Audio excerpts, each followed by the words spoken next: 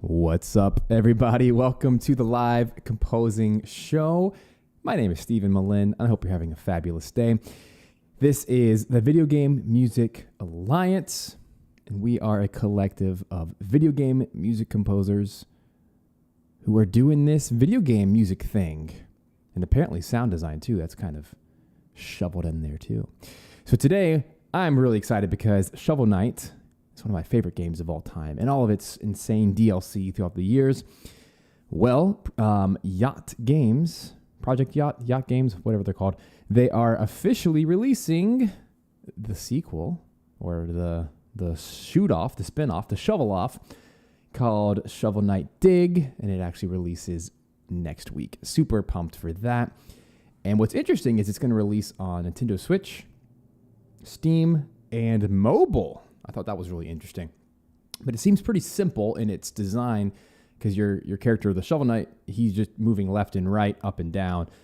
It's a side scroller, but the whole purpose is it's like I guess what you call it, like a dungeon crawler where you're going from top to bottom and there's like shops and stuff along the way to help you. And there's enemies and everything to defeat. And it just looks so much fun. In fact, let's just take a second to take a look at a bit of the gameplay clip that we're going to be working with today. And Jake Kauffman is one of my favorite composers. He has such a unique style. And what's interesting about Shovel Knight Dig is he's actually chosen to use FM synthesis. So he's chosen to use like Sega Genesis 16-bit style music instead of the NES style that he used for the Shovel Knight game, which is kind of funny because today we're going to be doing NES in the original game style. But I thought we could just share a little clip of what we're working with here today just so we get a little glimpse. So let's do this. Uh-oh. Let me just blow up this little video. I don't ever want to make it too big because, you know, copyright claims and all that fun stuff. So let's just play a little bit.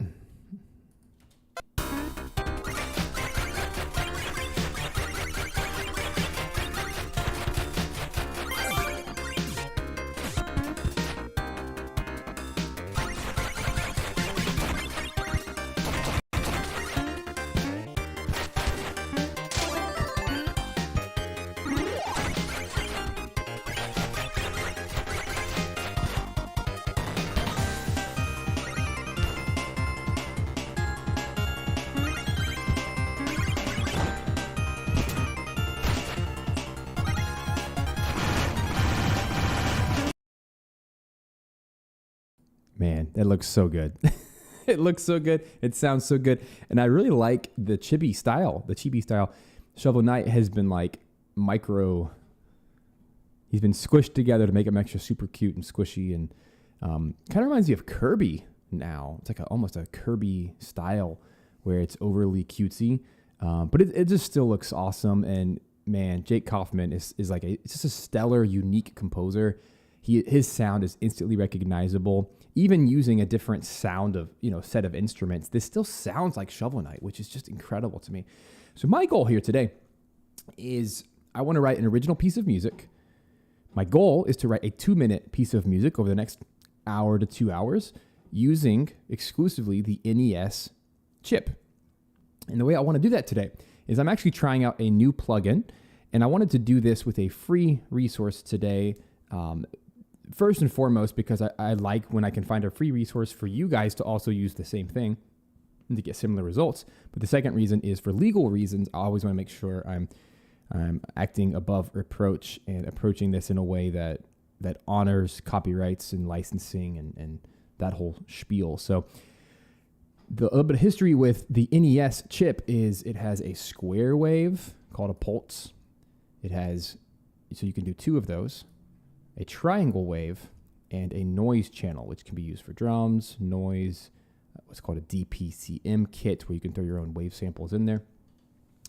And Konami came out at the end of the NES life cycle for a handful of games. I think there's only 3 games actually that actually use this, but they came out with a very special expansion chip called the VRC, I think that's what it's called, the VRC6. And later they came with a version 7. It was like FM synthesis, but without getting overly nerdy, essentially what it did is it added 3 additional channels for those game soundtracks. And so the composers, instead of being stuck with the original 4, they could add 3 more. And it just allows for a lot more polyphony, like harmony, chords, and a lot more interesting sounds, which is super fun. So what I've done today is I've pulled out all the different square pulse widths, which are 6%, 12, 25, 50, and 75%. A triangle wave, the 2 different ways you can make noise out of the noise channel. The drum kit, which is just samples. And then even down here, I grabbed Super Audio Cart just so we could have more sample options. But these are just their NES drum kits, which is the same thing. It's just using some wave samples, bit crushed into that style. But we're using a free plugin today, something I don't use all that often. This is a brand new plugin to me, and it's called the NES VST. You should go check it out. There's a link in the description below. I just thought this was super cool. Let me actually pull it open real quick just so you guys can see it. Because I want to be careful, especially being on a live stream and everything, that I'm using legit stuff. And so the Nintendo VST, or the NES VST, this is created by Matt Montag. You got to be careful whenever you're dealing with like sound fonts and VSTs and things that people make, that the original sound sources are actually legit and licensed, and you're not just like stealing stuff from cartridges and whatever. So what's cool about this is he used OutSim Synth Maker, which is just a synthesis plugin, which allows you to create your own sounds using waves, square waves, saw waves, etc. And he just configured it, which looks overly complicated to me, but look at that. Look at that insanity. And that's so cool, though. He was able to put all that together. I just think that's crazy.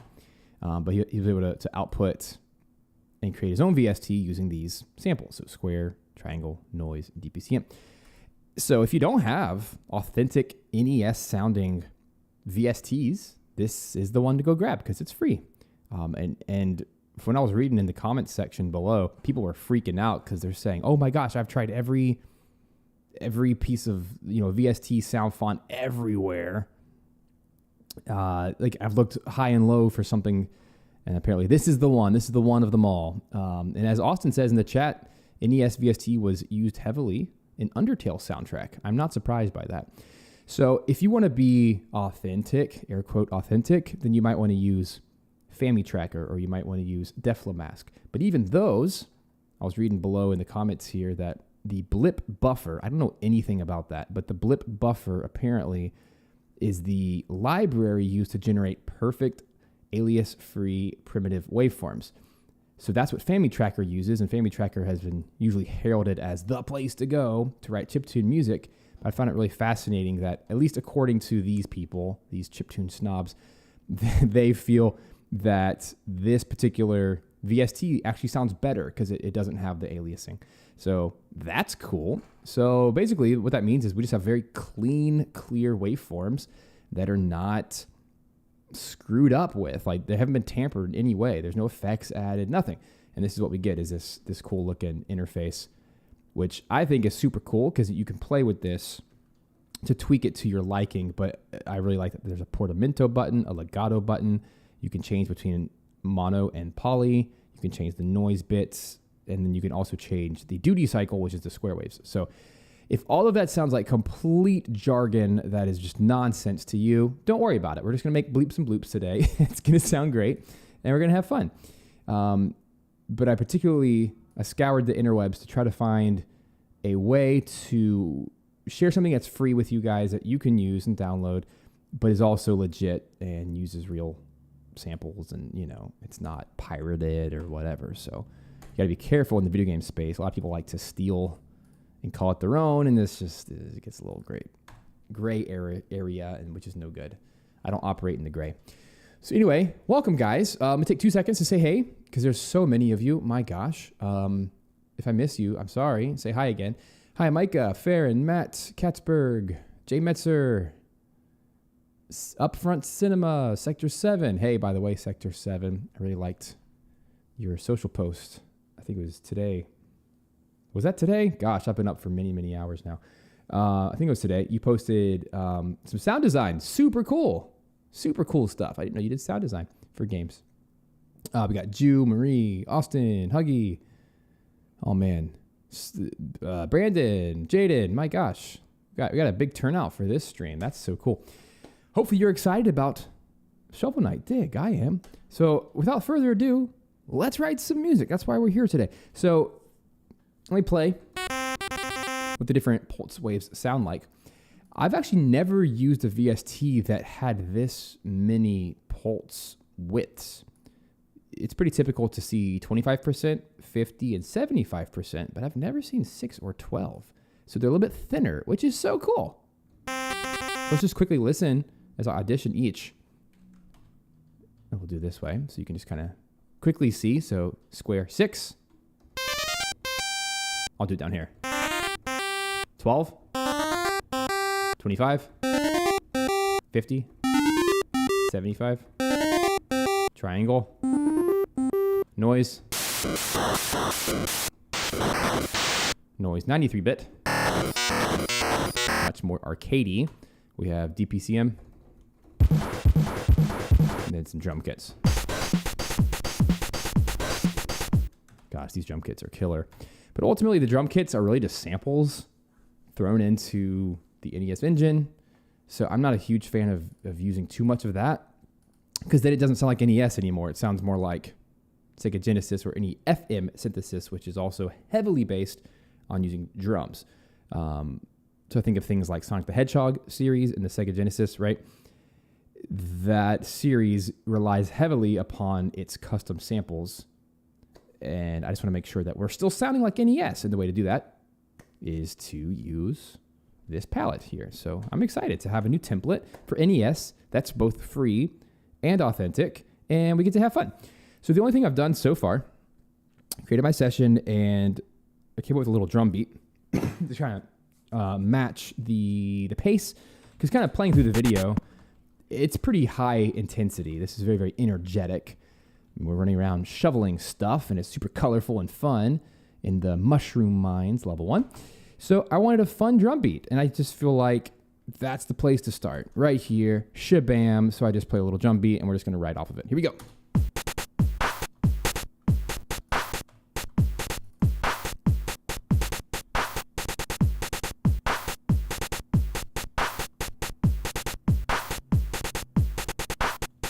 I love that. It sounds modern. It's like a modern hip hop beat, but we're putting it in NES style. So I think that's going to be super cool to try to just riff. Let's make a cool bass line. Let's write a cool chord sequence. Let's put a cool melody in there.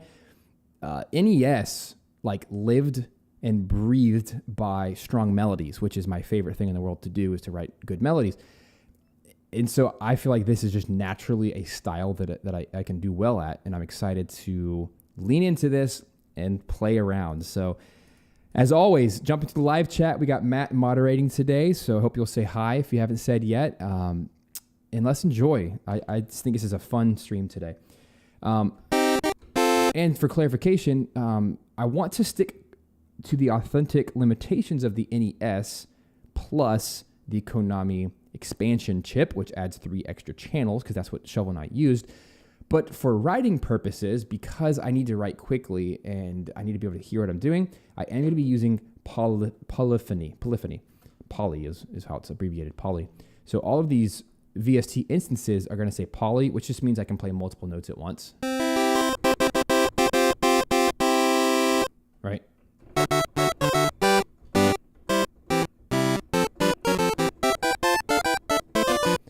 So I can play multiple things at once, but when I actually get to editing this and making it more authentic, I'm going to switch them to mono, which means I can only play one.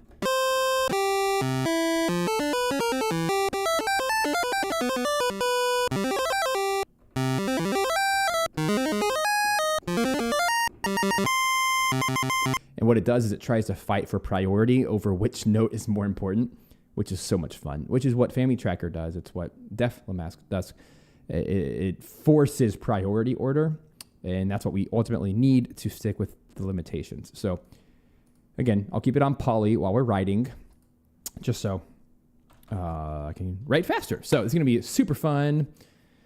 Connor asks, do I know any composers? Does anyone know any composers who use GarageBand? Not professionally, no. I've never met a single professional who actually uses GarageBand. I think GarageBand is trash. I like Logic, which is like GarageBand Pro, but you know. I don't know why I leaned so hard into a hip hop beat. That's really funny to me because I usually don't write hip hop.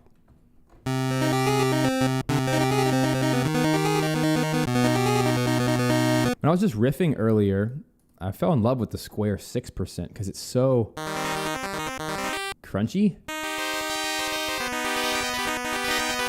Really fun to play, almost like a Bach prelude or fugue.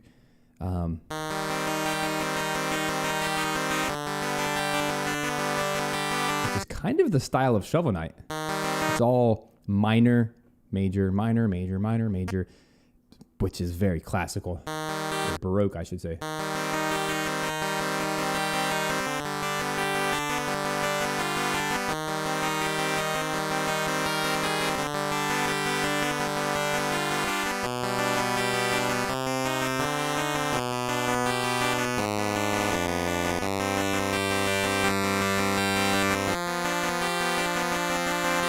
No squid vocals today.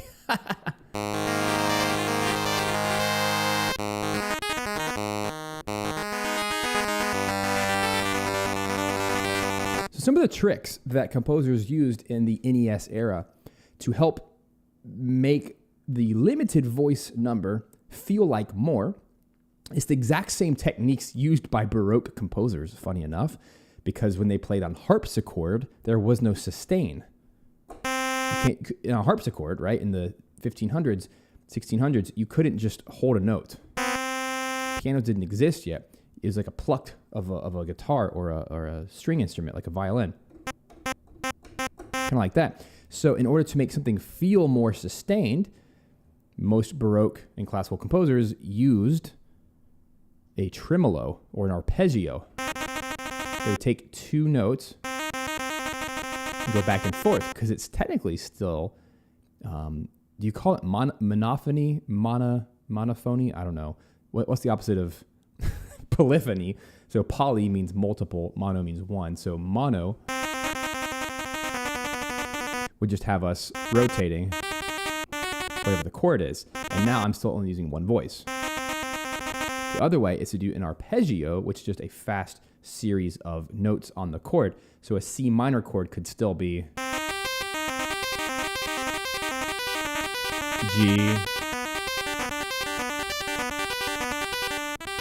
Right, so pretty cool. So that's one of the techniques I'll be using to help make one voice feel like more, or make it feel a little bit fatter. And yes, so glad you could be here, Austin. This community rocks. Super friendly. Make sure you come join our free Discord as well. Mr. Matt, if you don't mind popping the invitation link into the live chat. So Austin, come join us. Super friendly and active community. There's, I think, around 700 in now. Ooh, I like that. Okay, I'm gonna try to score this scene right here, meaning him holding his shovel up because he's a hero.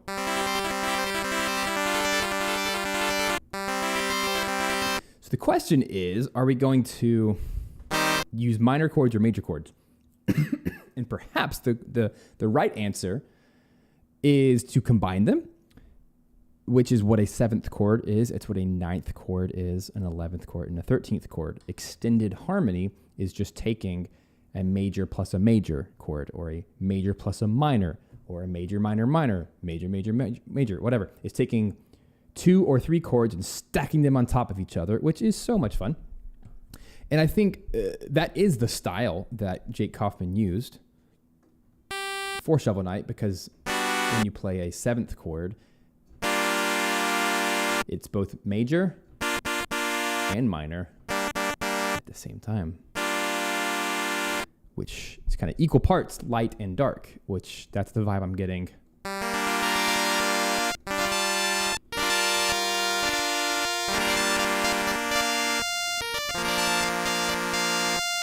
play around, yeah?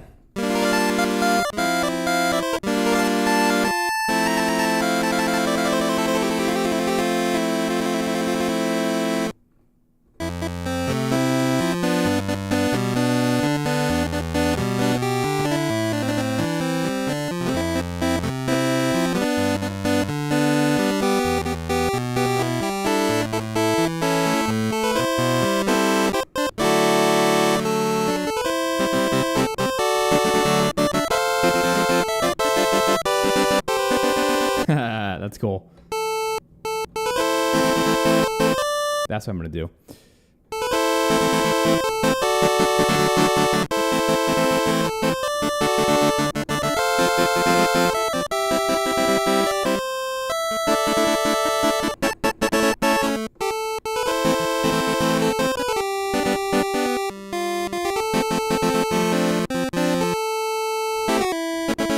I can't copy Koji Kondo too much, as much fun as that would be.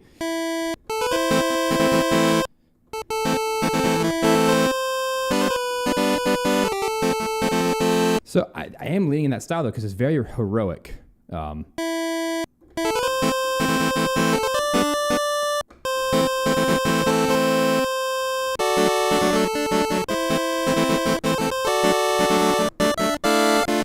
So I can spare you your ears. Let's do this real quick. Unfortunately, square waves are super loud. So in Cubase, I'm so sorry if I want my volume of my voice to match about the same as my levels. So I'm going to go over here and just turn everything down about 5 dB. That's not kind to you. So thank you for your patience. In fact, let me just go ahead and take them all.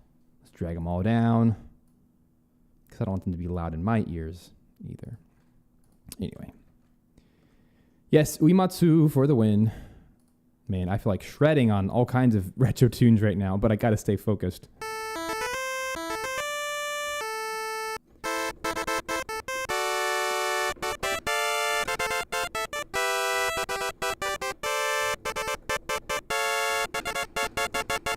I like that diminished chord. Or augmented, rather.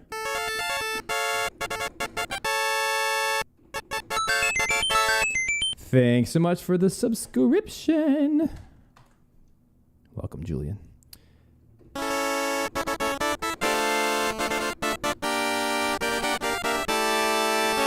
right.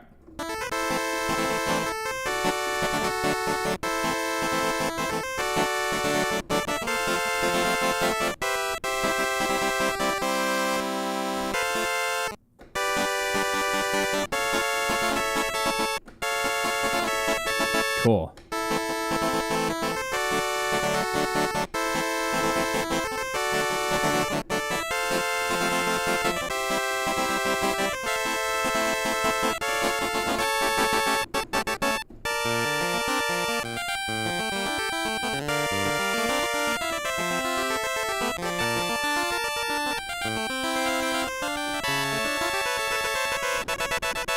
So I really like hovering on the A chord.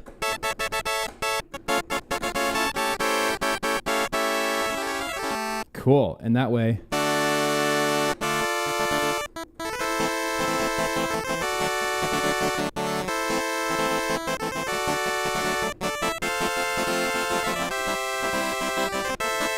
Nah. Yeah, so that's definitely borrowing from some Koji Kondo isms with the minor 1, the major 1, 4, minor 1, major 4, and then we end the phrase on a major 1. Pretty cool. Kind of a modular, I don't even know what the phrase is. Transition? Is that a thing? Very modal in nature. So let me get that in, and then we can break it up into actual parts.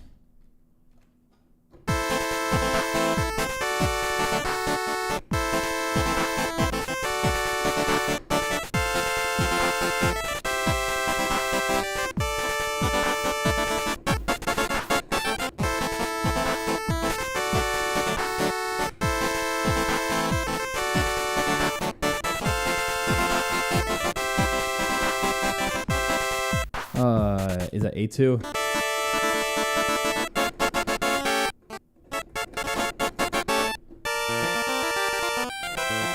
Then I definitely want to go to the B flat for that next section. So I'm overthinking. Let me just play, and then I'll edit.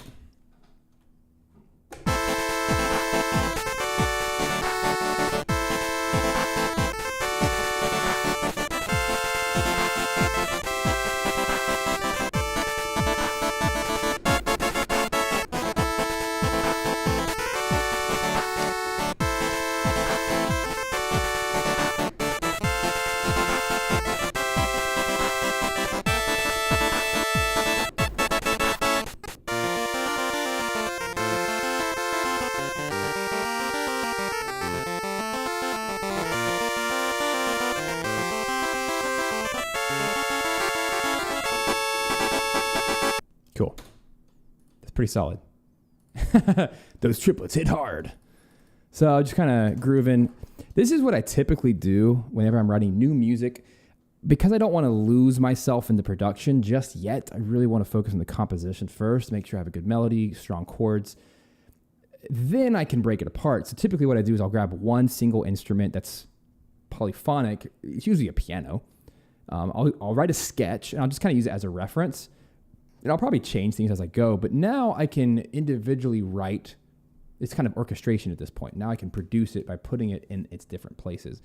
And in fact, I'm probably just going to do this. Like, I'm literally just going to call this square sketch. That way I can mute it, but now I have all the information I need if I forget it. And I can just start writing stuff. So let's just do it. I actually really like that drum beat. It works really well with that style. So, da.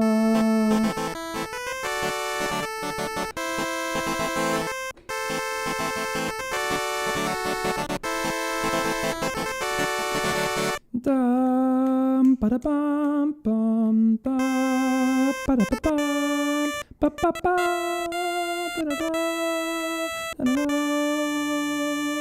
That's really the melody.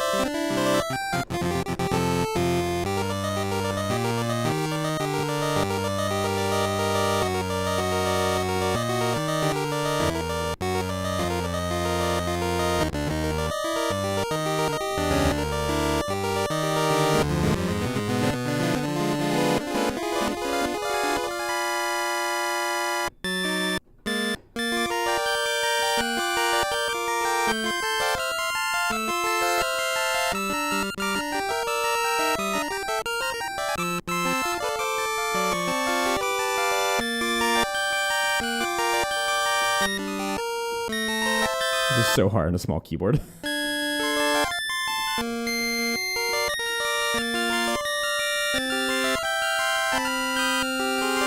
That's so hard on this tiny keyboard. It's like a 4-octave thing.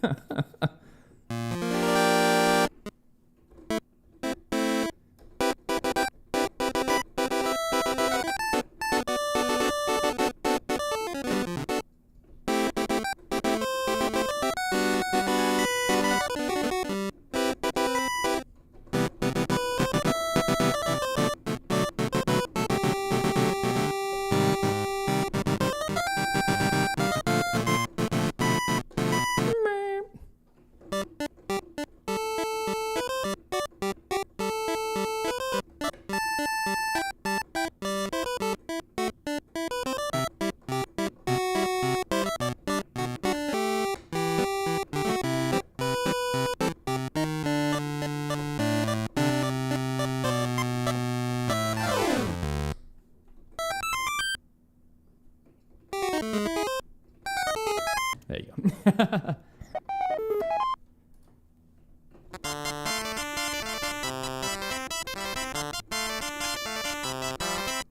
right, I'm just full of it today.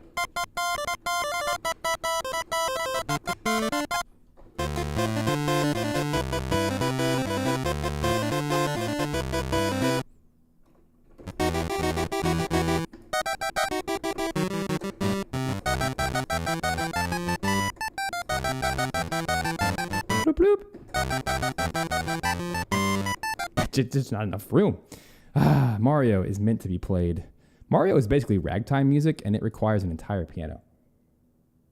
If I really wanted to, I could switch cameras and go over there to the real keyboard, but you know, that's pure laziness. I shall not. Where are we? This is seriously why I like to do sketches, because my brain just goes off in these little tangents, and now I have no idea what we just wrote, so I have to go listen to it.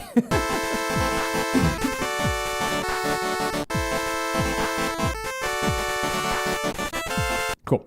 Where were we?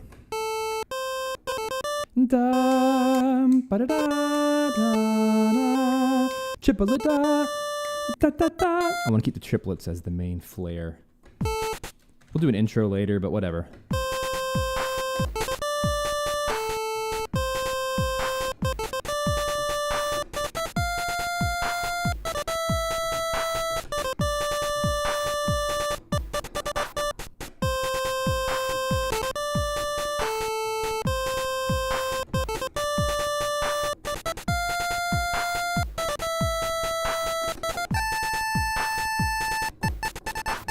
Cool.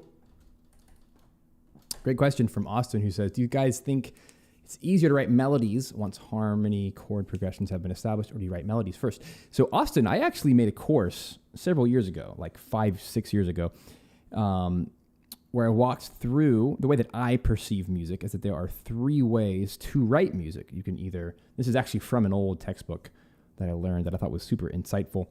And it was that you can write melodically, so write the melody first and then attach the rest of the harmonies, etc. You can write harmonically first, which is where you write the chords and then you put the melody, etc.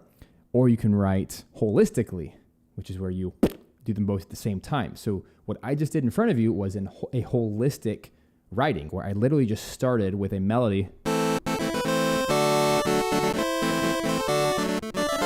You could say that I'm thinking harmonically because I'm actually thinking about the left hand chord, but I'm writing a melody that fits within the chord. Right? As a pianist, I naturally gravitate more towards that. But the best melodies that I ever write usually come from writing melodically. Marie says, teach us the old book texts, the manuscripts of old. Yes, I read all my old books. I'm a big reader. You have to be a reader if you want to be a learner. Anyway, how should I do this? Everything's a 16th note except for triplet da da da da da da da da. So there's only one triplet. So everything else is 16th. Get this, look, I found a new function. It's been there all along, but I just think it's incredible. Watch. I go to Edit, Select, Invert, Spam. That's the coolest function I never knew about in Cubase, guys. Look, now it selects only the triplets, and then I hit 8th note triplets. Yep, 8th note triplets. And shabam, shaboodle, shabadabop.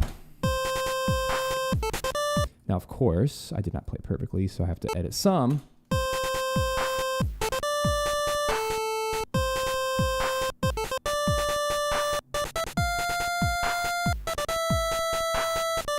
Oops.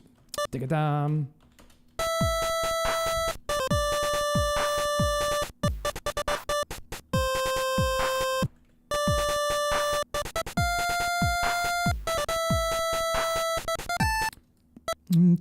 What should that be?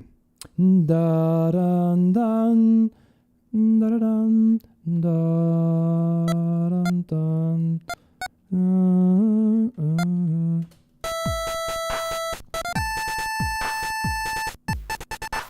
Cool. Sounds good. The beauty of using MIDI is I can drag this to any of the other channels just to experiment. I don't need to at this moment. I want some harmony.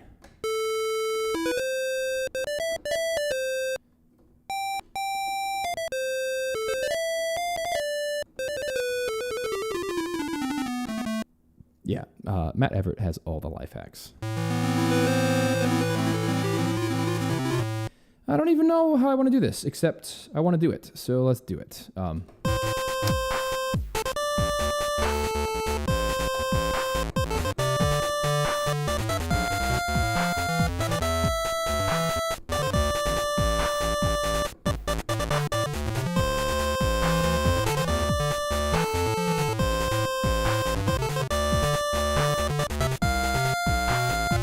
What are my chords? F,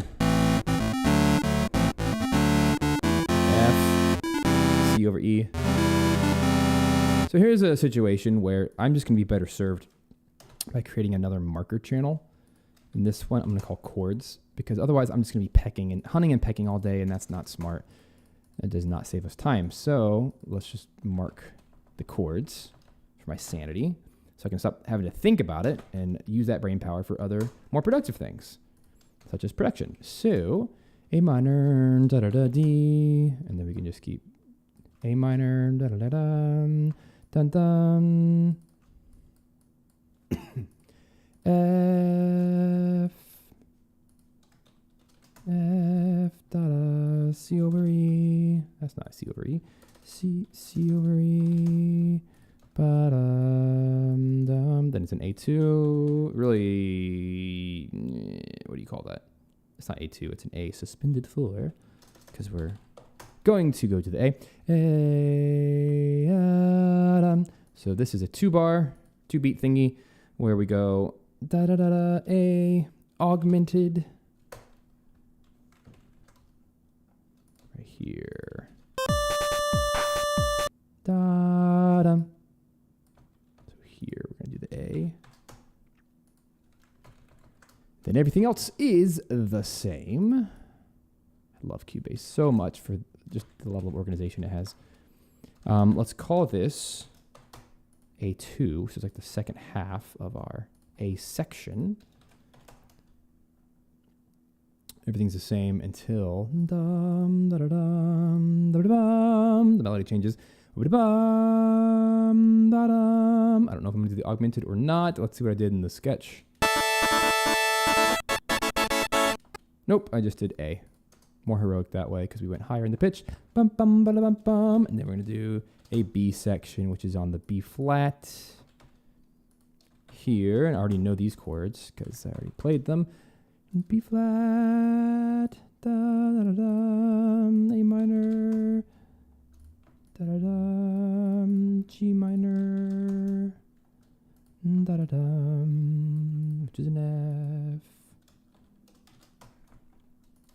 I'm glad you guys are so chatty over there. It's awesome. I can't quite read all that right now, but you know, just writing music, doing my thing. B flat and A minor. What did I do here? I really liked that one. Na, na.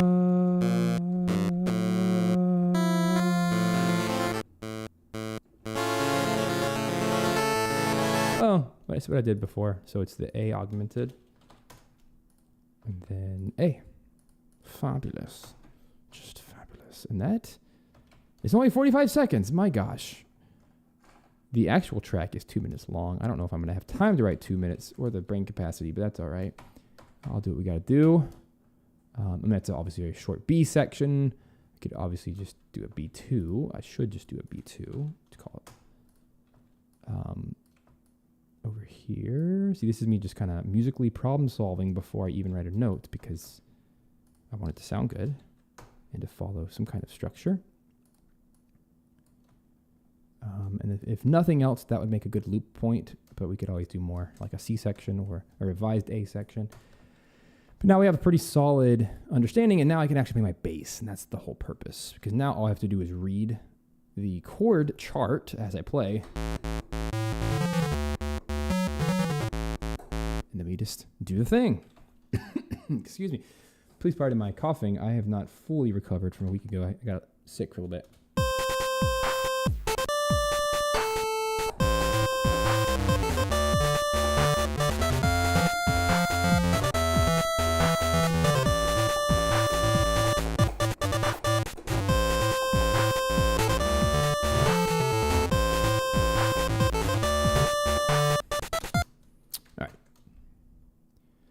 Cool. I'm not in love with that yet.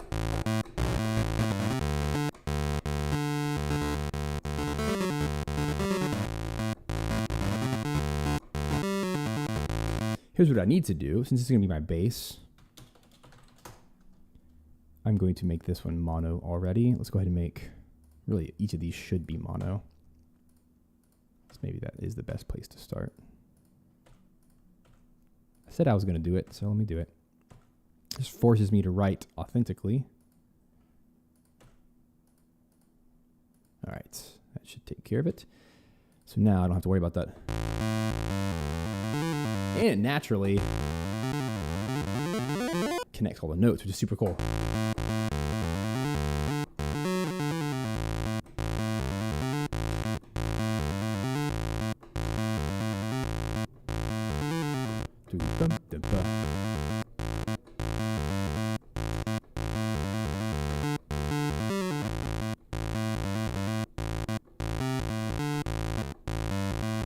Yeah, I like that. It's a little crunchier. Here we go.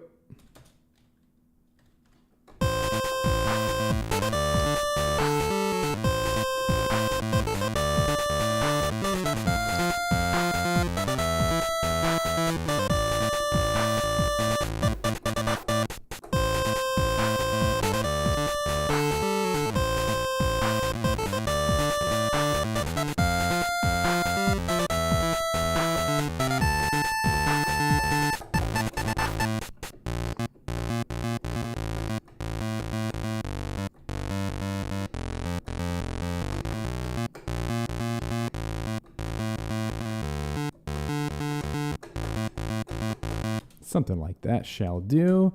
Let's do a little bit of quantizing.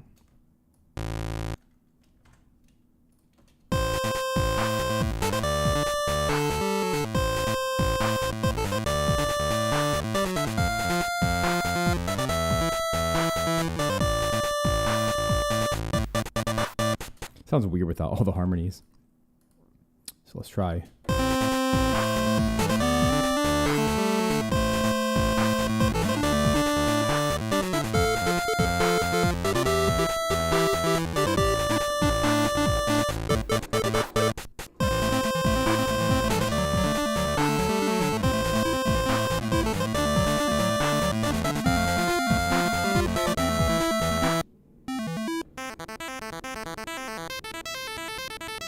Try some arpeggios on those chords.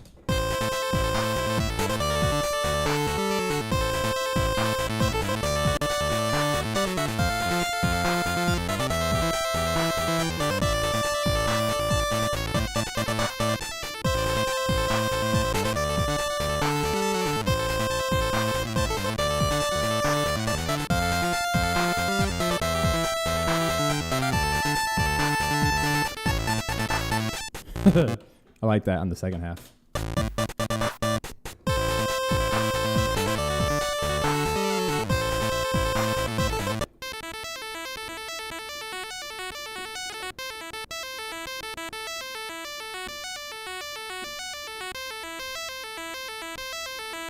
I like that one.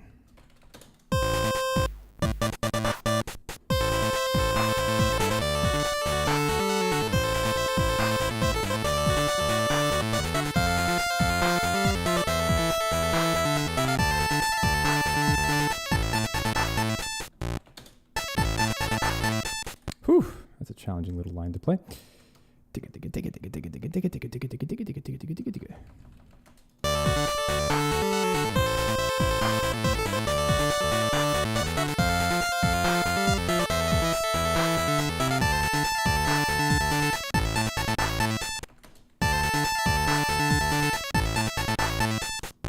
Cool, let's get some more in there.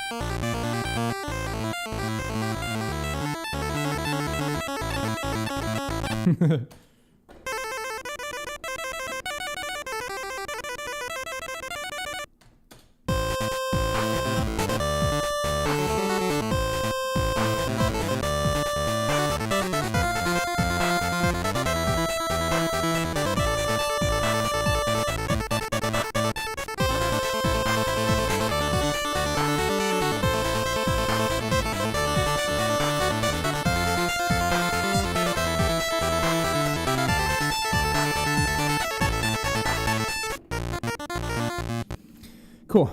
It's turned out pretty cool. All right, so that's definitely like the main theme, which is cool. Let's see what we can do to add some harmony and a second melody. I literally might just double this with... Yeah, thanks for zapping that bot. I won't say the name. Last time I said the name, my video got banned. How stupid is that?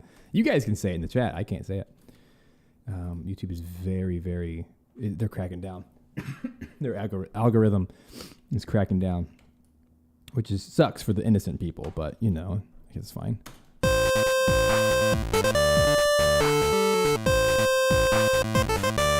Maybe this needs an octave.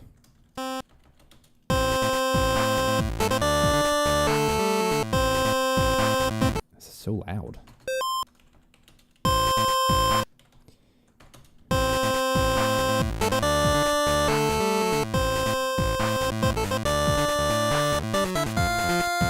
Yep, that was my Kingdom Hearts 4 video. Do you guys realize that it never re-uploaded to YouTube? It magically vanished. Because when that happened, the event, I started reading back your comments and laughing about it. And it straight up took the whole 3-hour stream down. So I shall not ever do such things again.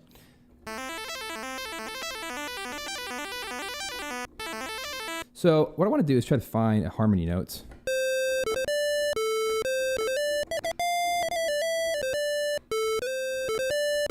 So, oh, this is hard.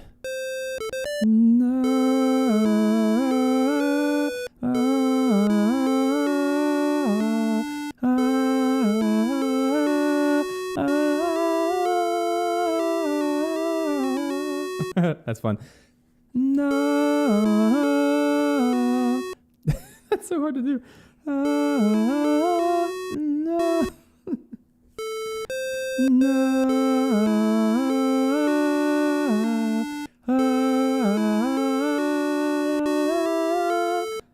Ooh, that's fun. Oh gosh. Zap it. Zap it.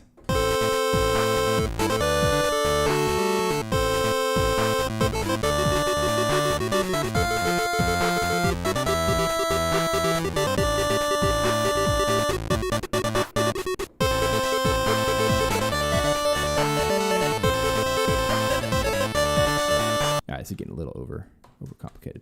Let's stick with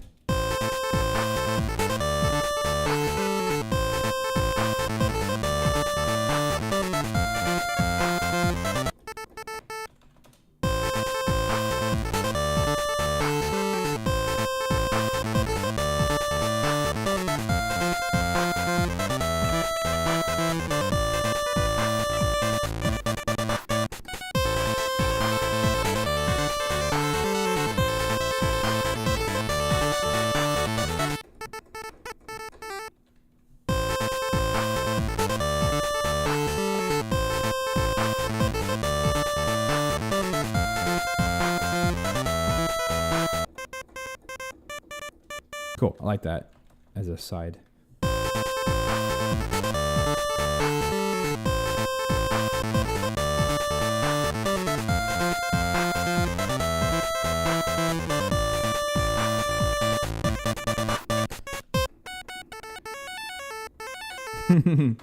Allies assemble.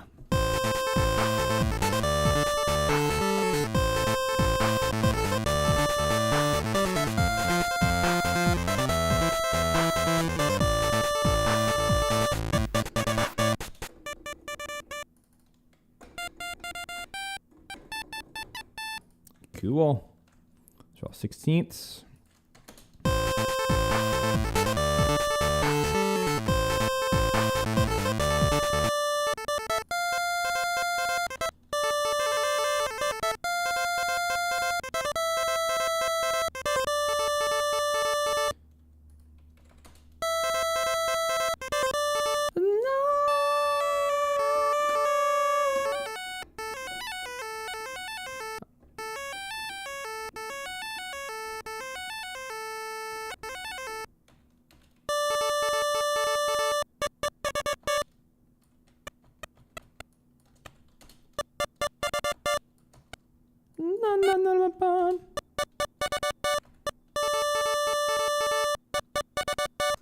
Okay, I like that so far. Let's get the bass in there, clean it up.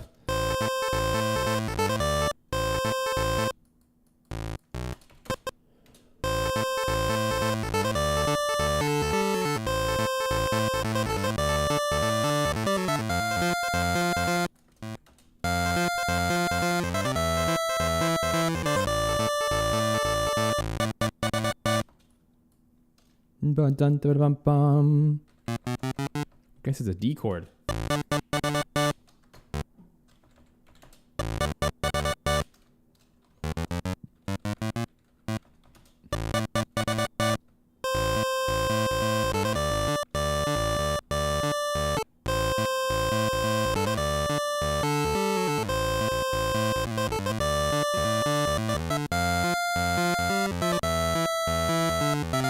Yes, Shovel Knight Dig comes next week.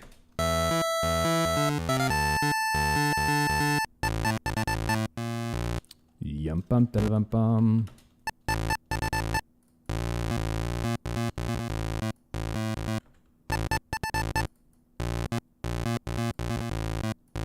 I am really liking this VST. No issues with it. Dun, dun, dun, dun, dun. And it's for free.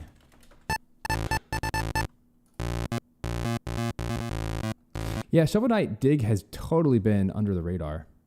I had to like go out of my way to look up when the release date was, and all of a sudden I was like, whoa, it's next week.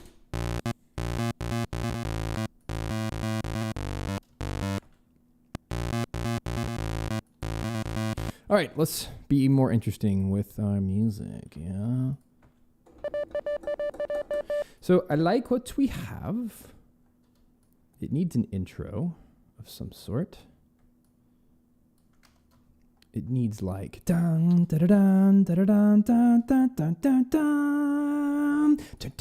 dun dun dun dun, and then the thing. So dum da da dum da da dum da da dun dun dun dun. That's what I'm hearing in my head. It's dum da da dum da da dum da da dun dun dun dun dun dun dun dun. I think it's 6 bars. Or 8 bars, I'm not sure yet. So let's go to here-ish. Let's go to the sketch. Dum da da dum da da dum da da dun dun dun dun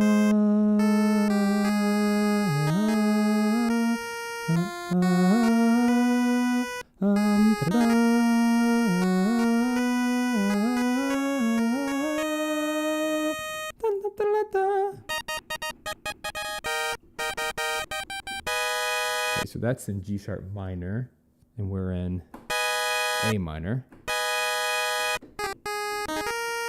I'll just transpose it later.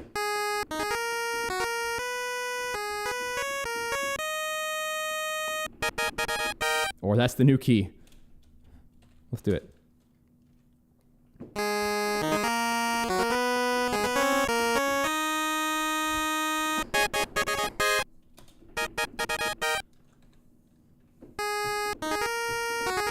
Boy, oy, oy, oy.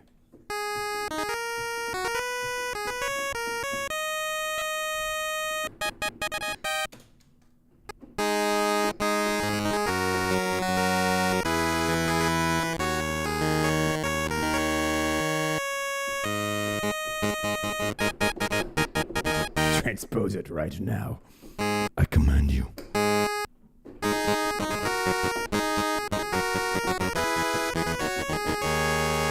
Well, no, Marie, I don't want to transpose it until I get the full idea, because I already have the chords in my head. And then if I need to transpose it to fit things together.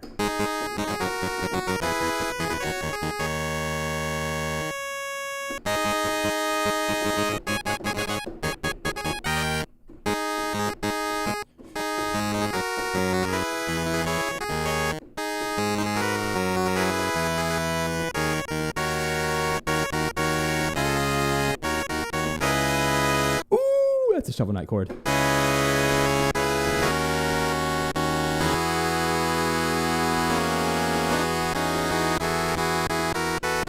I like that a lot.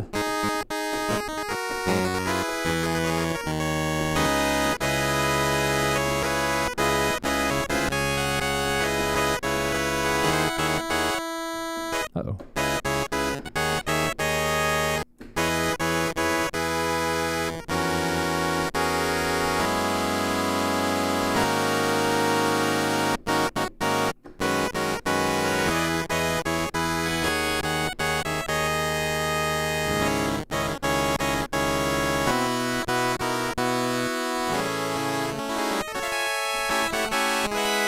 That was cool. Okay, so.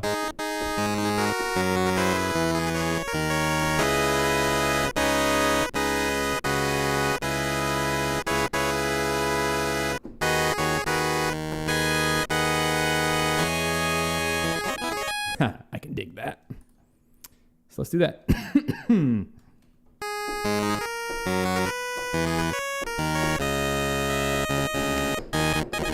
That makes more sense.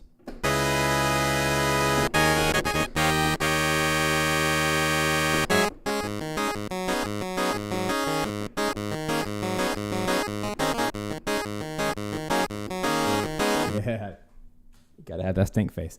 That actually makes more sense.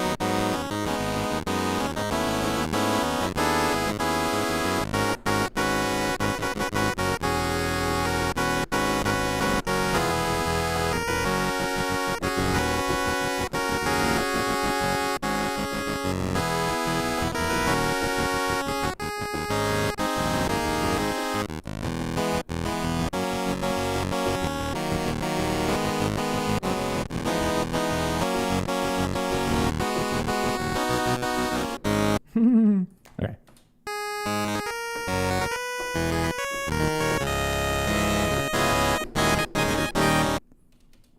Yeah. So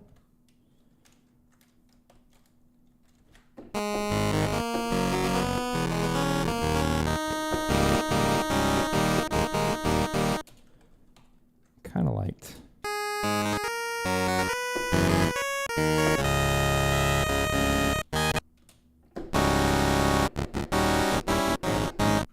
So now, let's see what that feels like.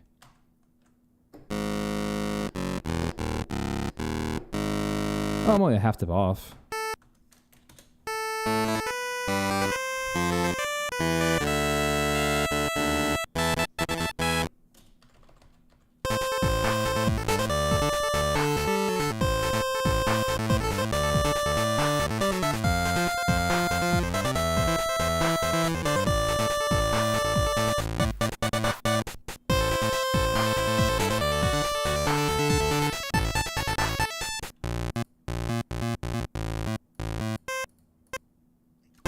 Cool, I like that intro quite a bit. So that's my intro.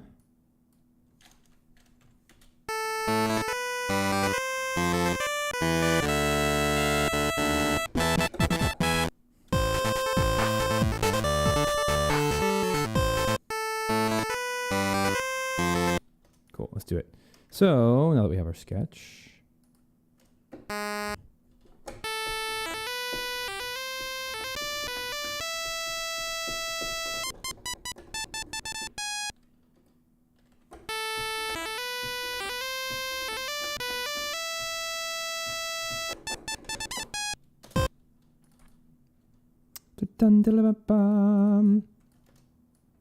So everything here is 16ths, it should be.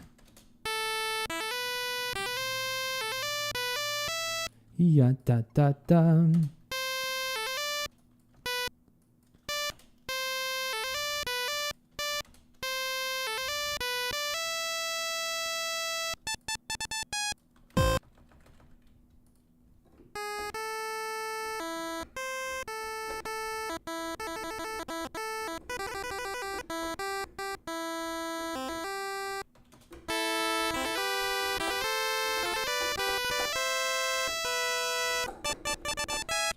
Yeah.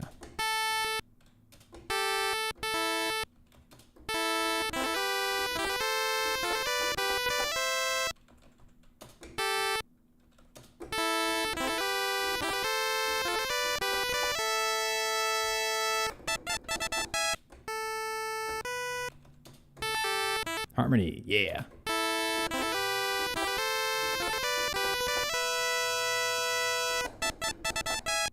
Got it.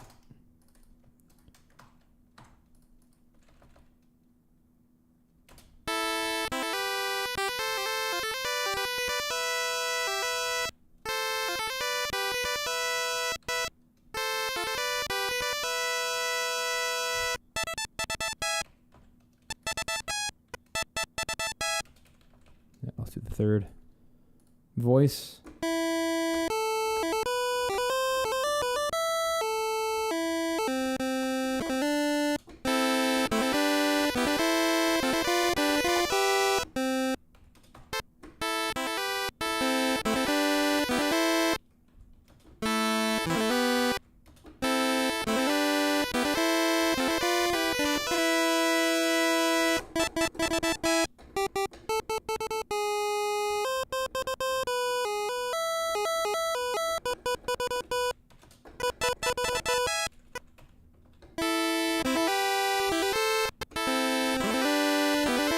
I love that.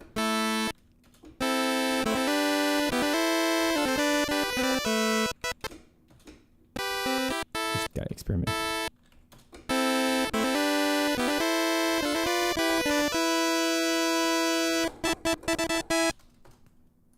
That works. Then we'll put the bass in.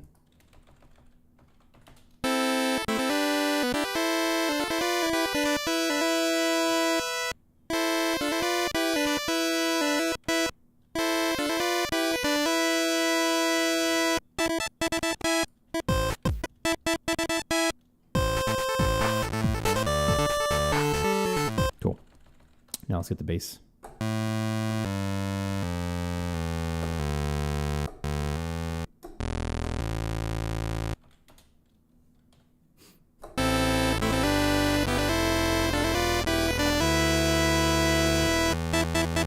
Yeah.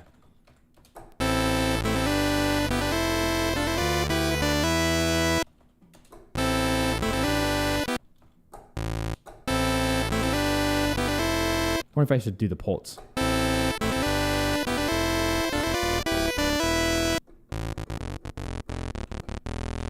Also feels nice because we're talking about digging, so we're going low down to the ground. So it's just nice to have a low bass.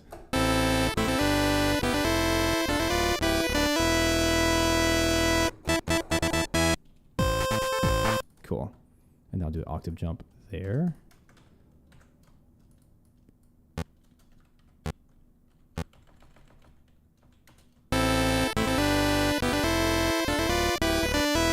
Da, da, da, da.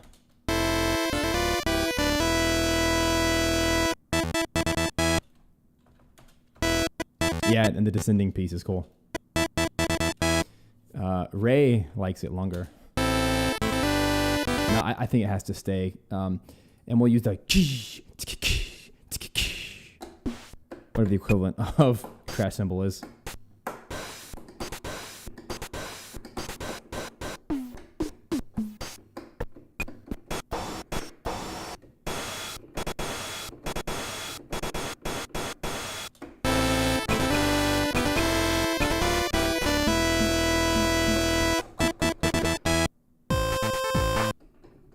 Where's my drums? We're down here. We have, hey, what's up, Sarah? C. Okay.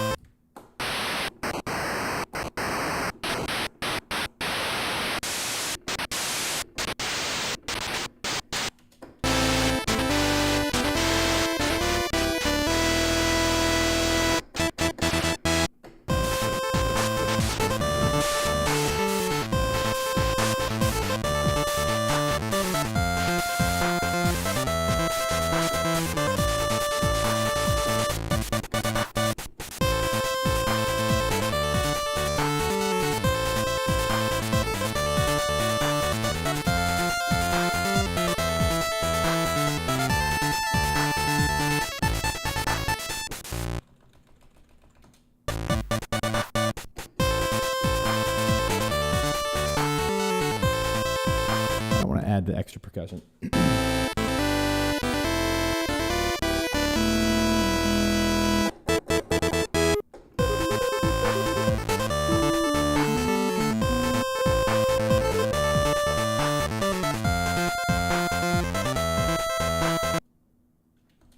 me hear what the sketch was, because I feel like I'm not hitting this chord here. I want that. Ah, no wonder.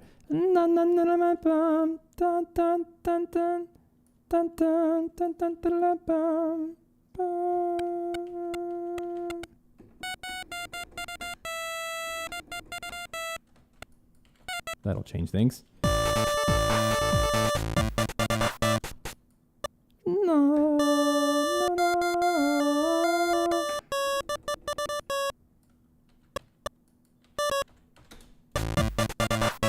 Yeah. So glad you're here, Sam, right?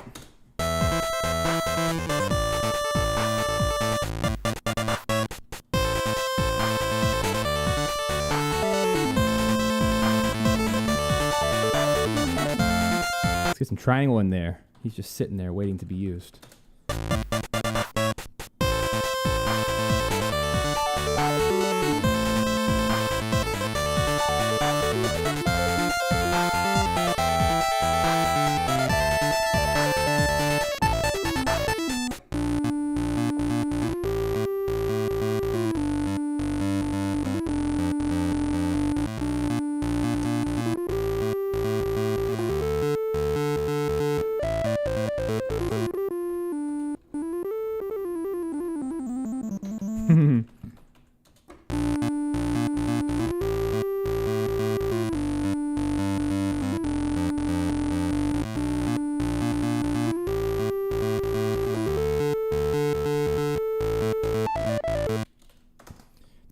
Chipperlet. Take it. I like that a lot. Take it.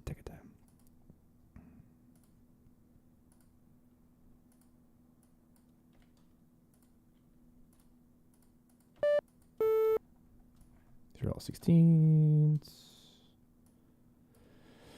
All right. I'm loving this episode too. It's just different, you know? It's just good to try different stuff. Hey, awesome, Sarah. Working on an indie game, score at the moment. So excited and fun. 2D RPG with pixel art fantasy vibes. That is scary close to what I'm working on.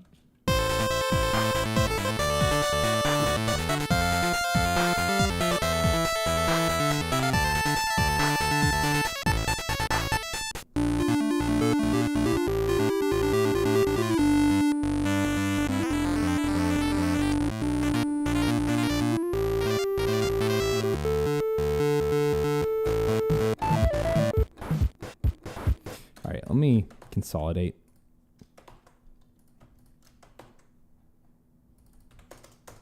Some of my tracks that I know I'm not going to use.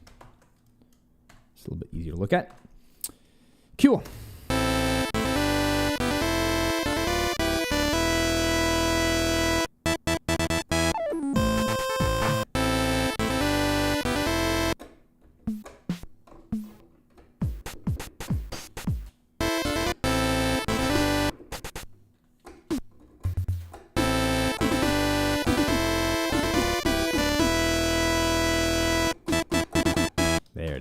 Oh, you're so kind. Thanks so much. I like that a lot with that little tom thingy. I don't know why it works so well, but it does.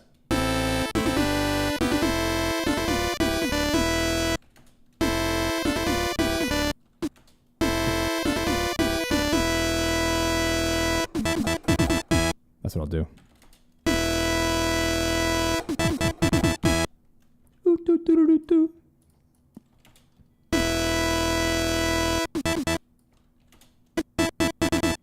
Except we're gonna add the kick. Just to add a little bit of oomph. You know what? I spoke too soon. I need. So that's the noise channel. That's what I'm missing. You know it if you know NES music, you know exactly what I'm talking about.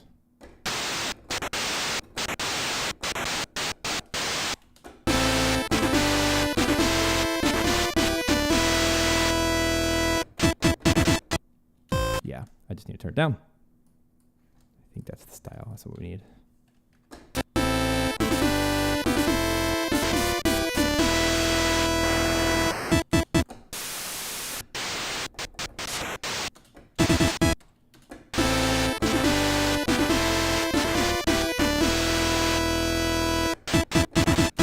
Yeah.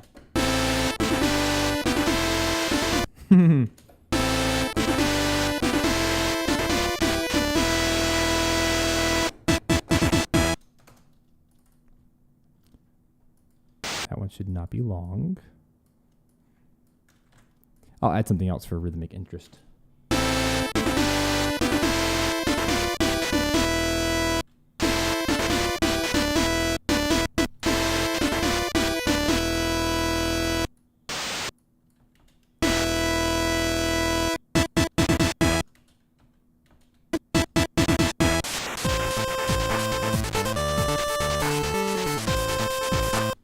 Maybe there's not much left to play with. Something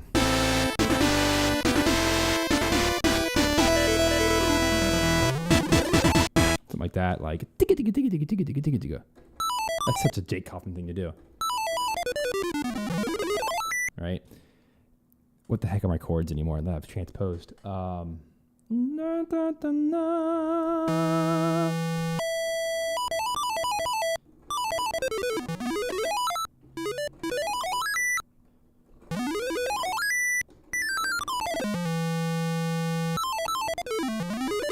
Let's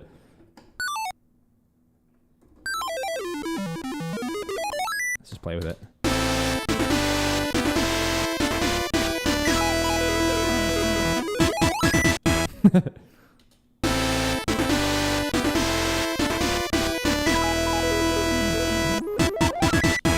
Sprinkles.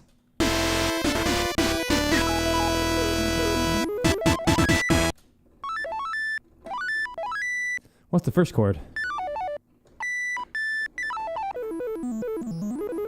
So it's just an E sus. Hey, you beat me to it. Evil Meowth. Good job.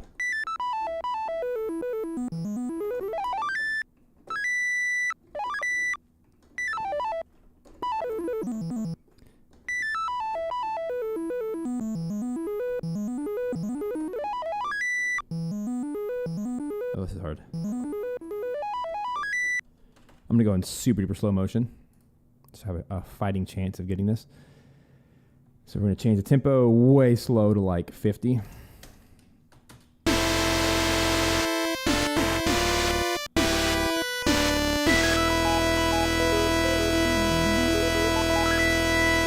That's amazing. I love it slow. Oh my gosh. That's also a Jake Kauffman thing. It's to just change the tempo.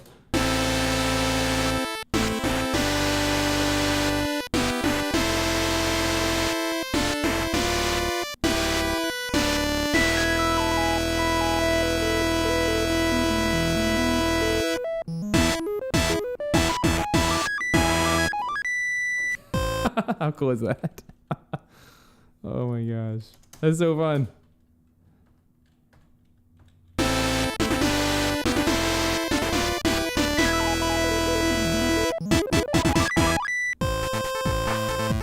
like it. I can't have anything on that last beat. Try again.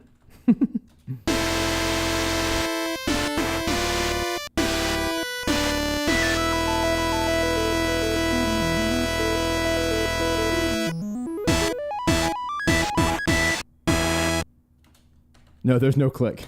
Let's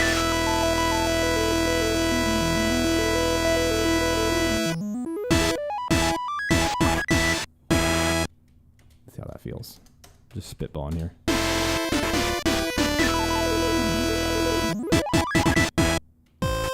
I think it's just twice as much as I need. So instead of that, we cut the tempo only in half instead of in quarter so that I have a better shot.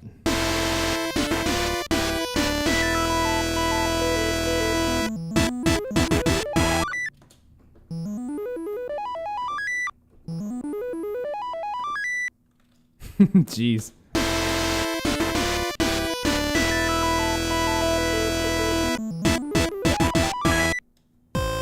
That's probably it. Man, now I'm really digging this slow vibe.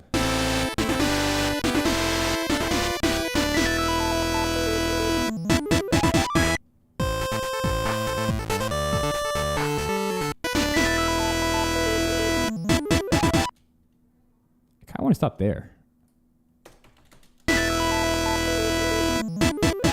Oh yeah, I have a click in my head. Don't worry. Do you know how many thousands of hours I've spent with a metronome in my life? Literally thousands. Tens of thousands. Yes. It's there. Ooh, I like that. G sharp.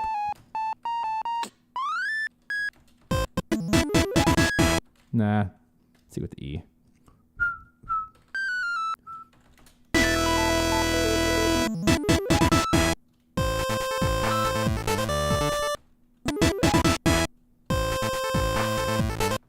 Hooray!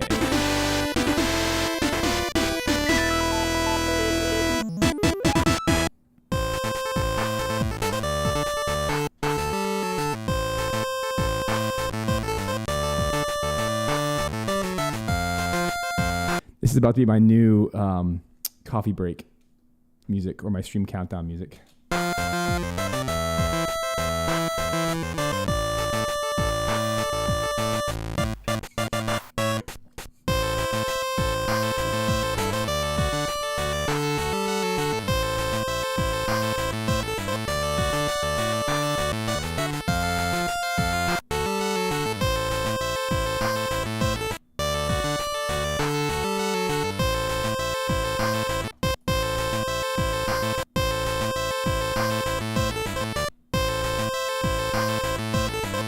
I can hear my mistakes when I play slow. That's nice.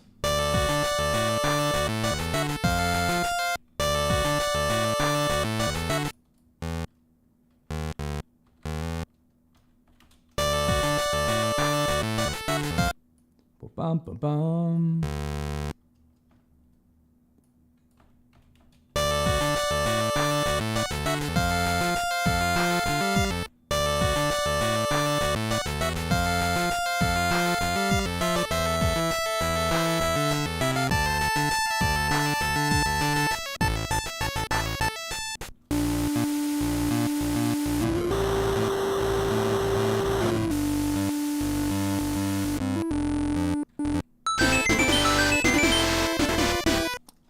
Thanks for subscribing.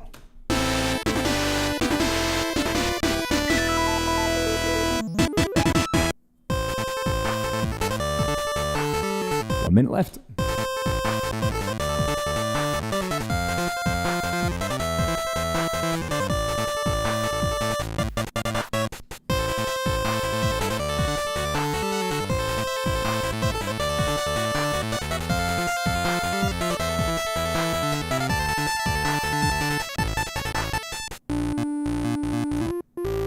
I'm really happy with 140.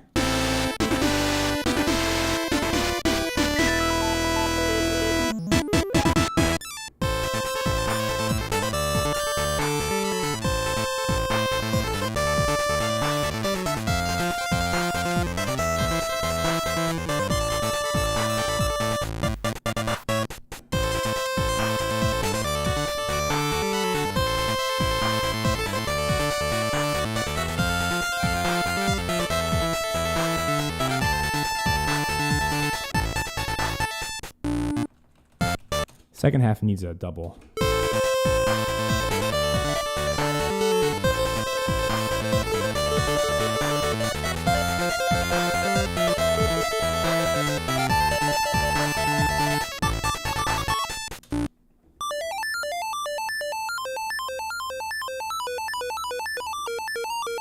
Don't tempt me.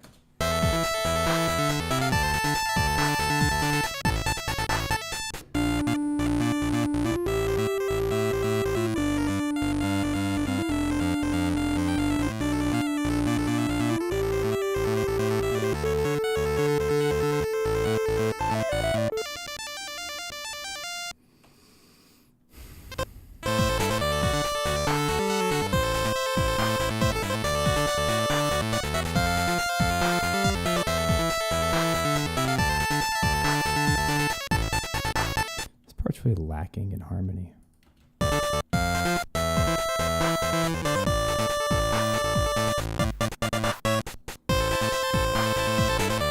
Let's get him back in the game.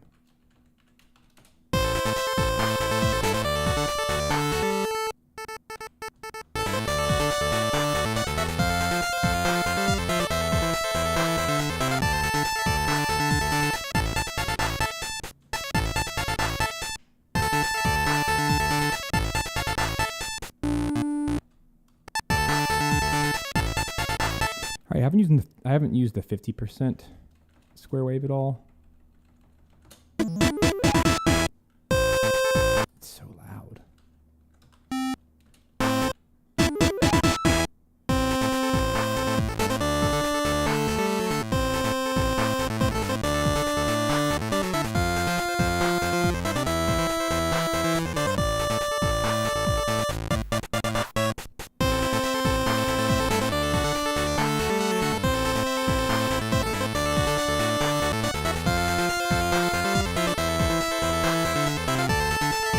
Let me edit a couple melody notes because I'm not happy with that.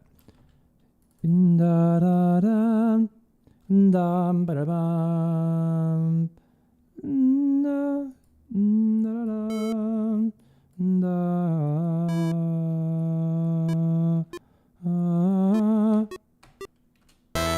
Just go up.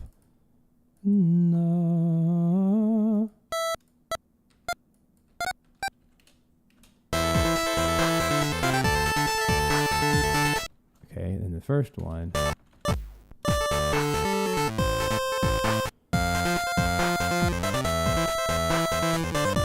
Don't like this. Bass note.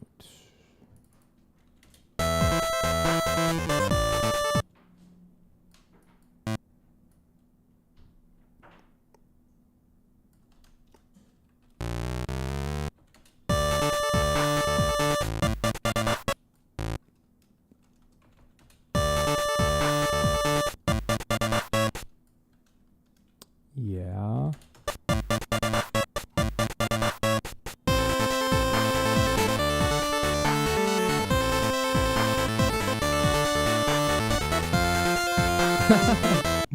Oh, Marie. Oh, my God. It's bad.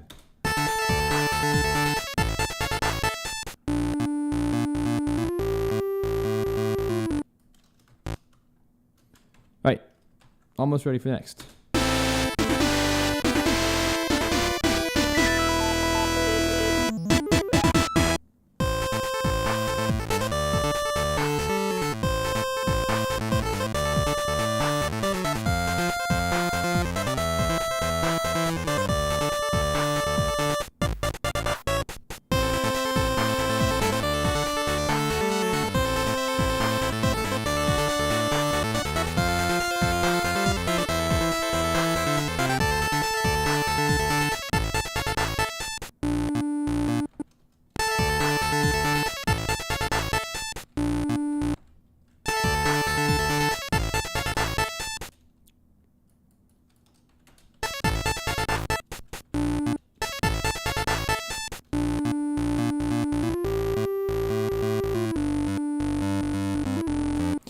All right, friends.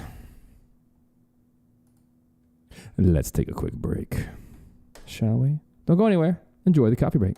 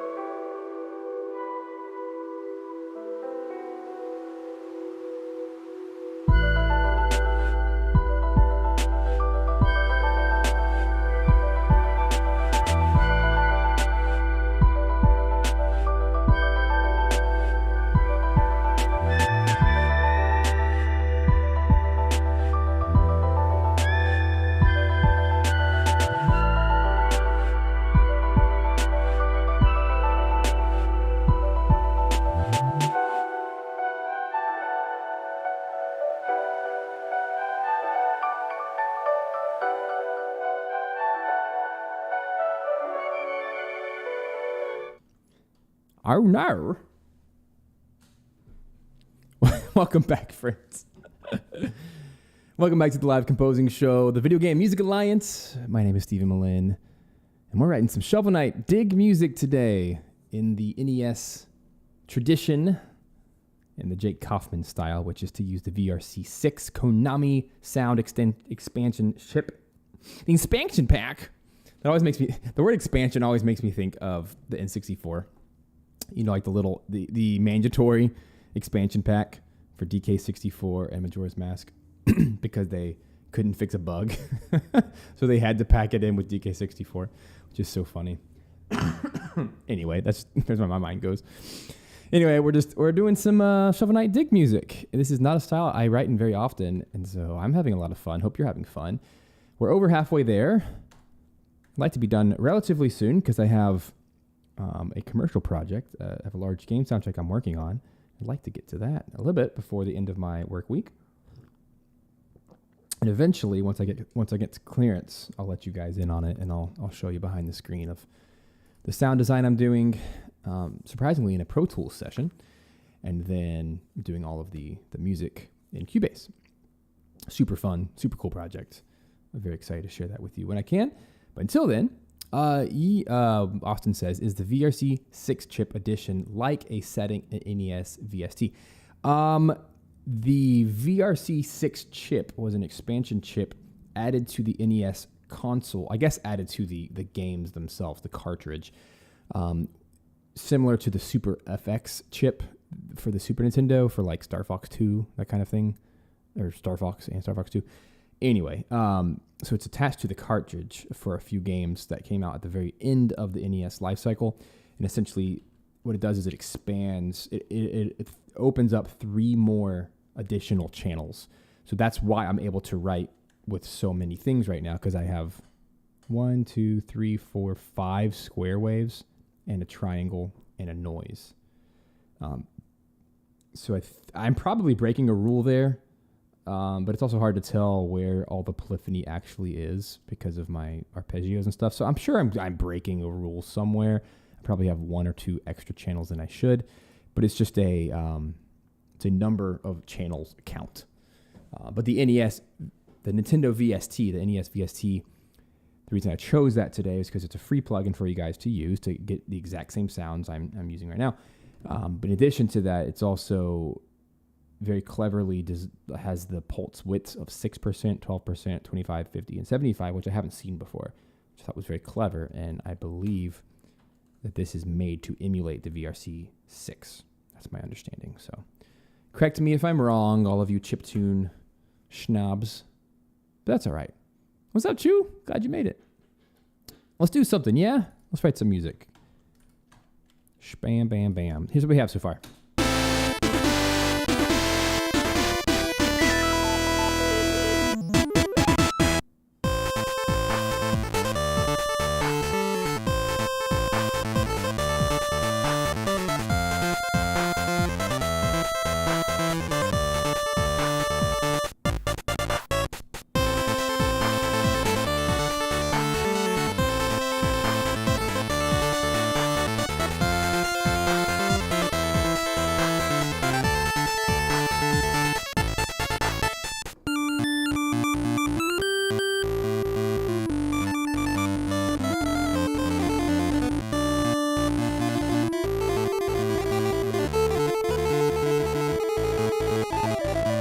All right, let's make something better.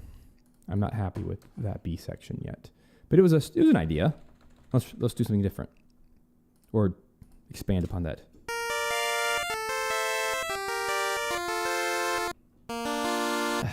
That's one of my go-to.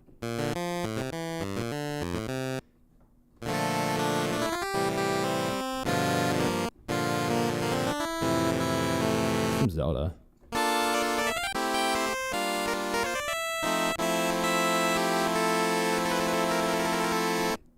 I hear this 8-bit sound and my mind goes to Game Boy. It goes to Zelda Link's Awakening, my very first game I ever played in my life.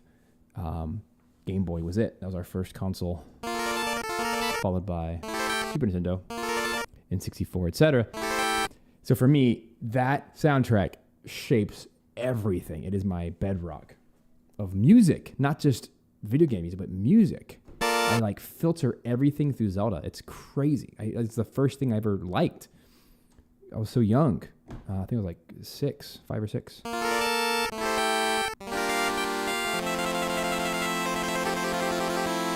So anyway, walking sevenths is one of my favorite chord progressions.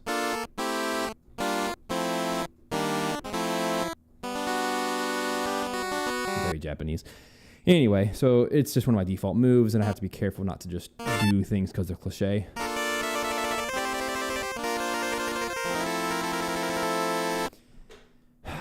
But I do like...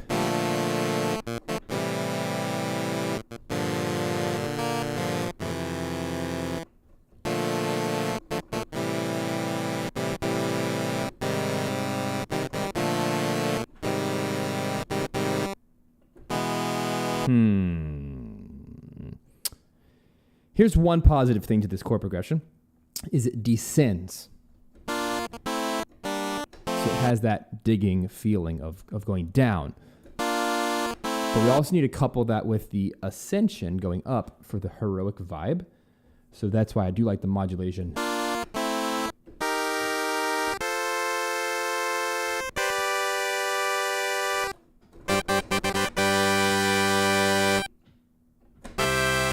I'm going to do something a little different. I'm going to do...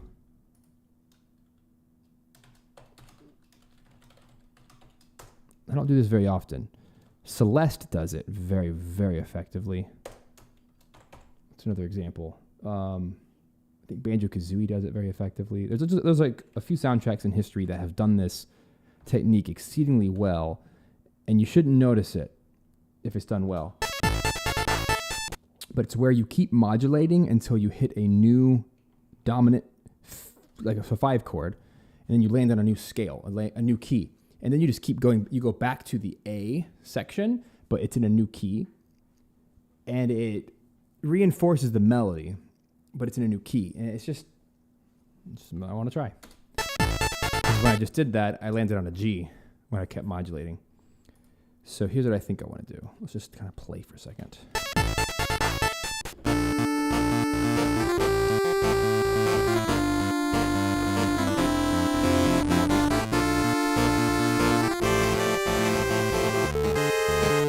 So I want to do... What's up, Arthur?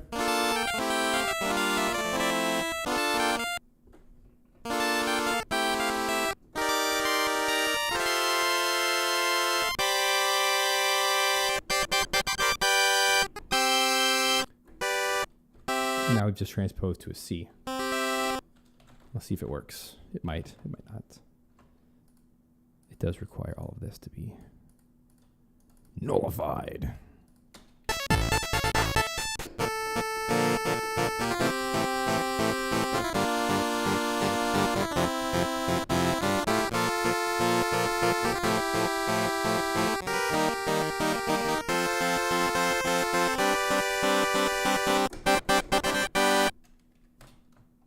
Bad for no metronome. I don't really care too much about staying on time. Might mess it up. It's not even worth it.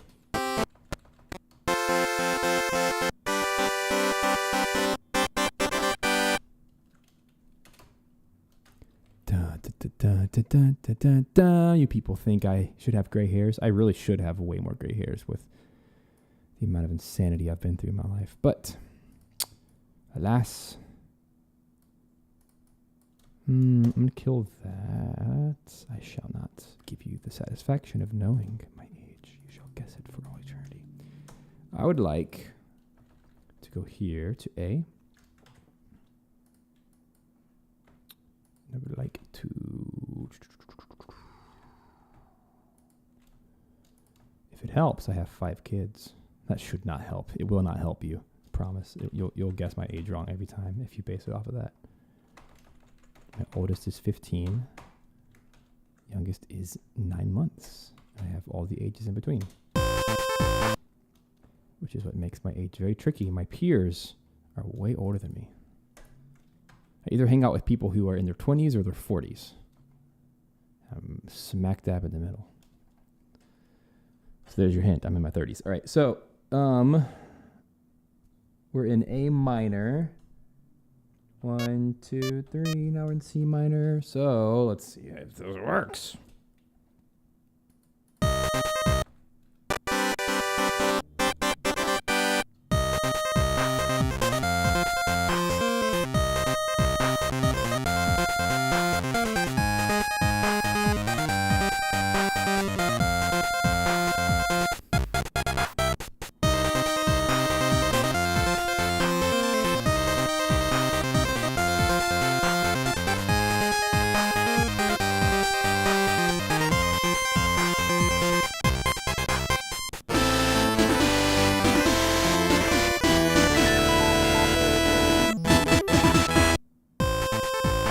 That?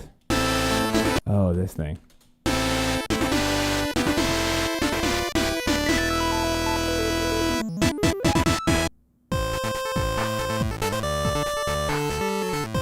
was definitely a 90s kid.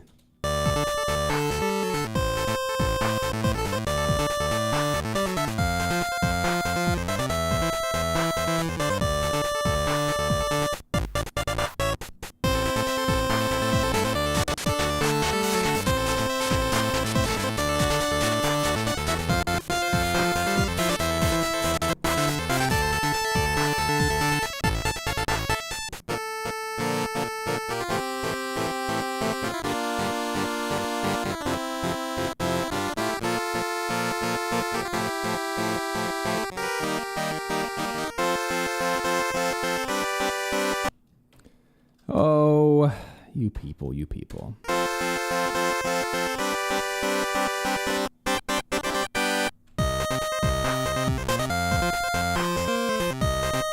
kind of like that. It's a return to the A section, but it's transposed.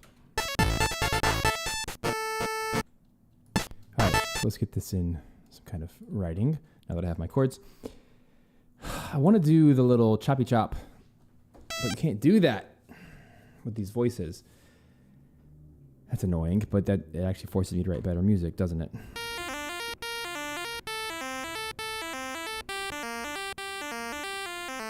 I don't want just straight. All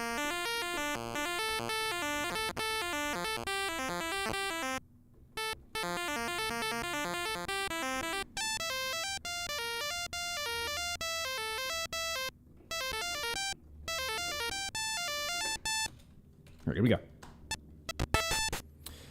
Okay, I need some drum action, and I might just chop up what I already have. Yeah. I'm definitely a dad. I am all in dad mode. Socks and sandals, the whole spiel. Just kidding. Cool dad. Which is precisely why I'm not.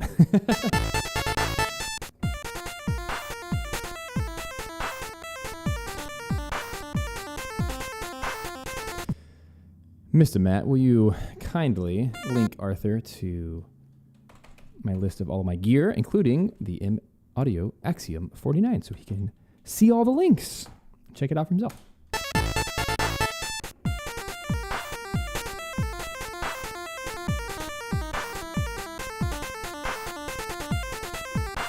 Let us see. B flat.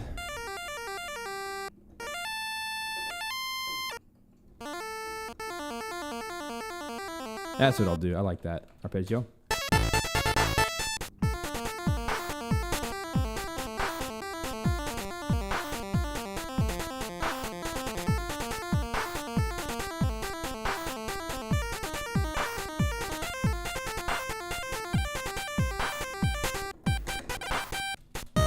I keep forgetting I can't play chords. Oops.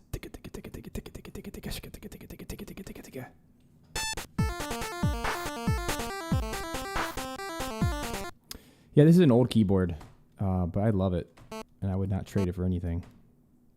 It has every button I need.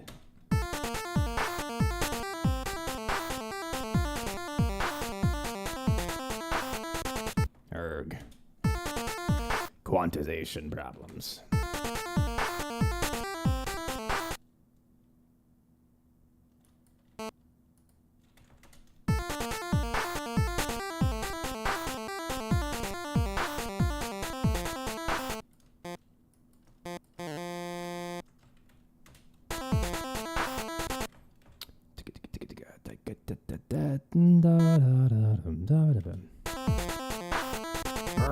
Come on.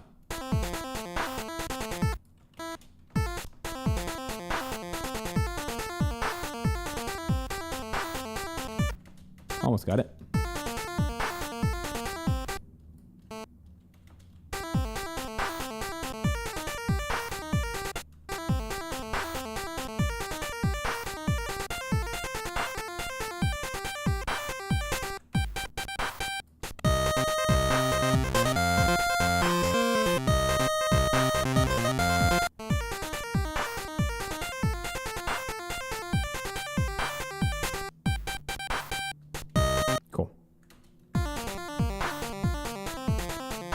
Might do like a double arpeggio.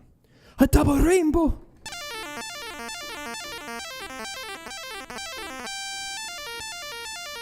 So I just did. No. So I would like to do.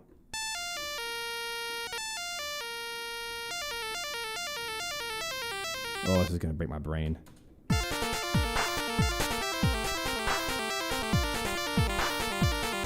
Oh my gosh, how's my brain doing this?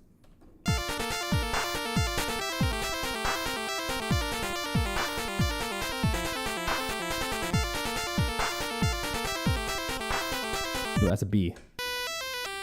Ah. All those years. I was a piano performance major, so I religiously every day practice 4, 5, 6 hours. Every iteration of every arpeggio, every scale, 4 octaves up and down, left and right. I mixed and matched everything. So it's crazy. That was so long ago. That was 10, 15 years ago. And so it's just crazy to me that my brain can do this without having done it in so long. It's just like baked in there. It's crazy, man. Like to invert on top of itself. It's just crazy. But it's just there.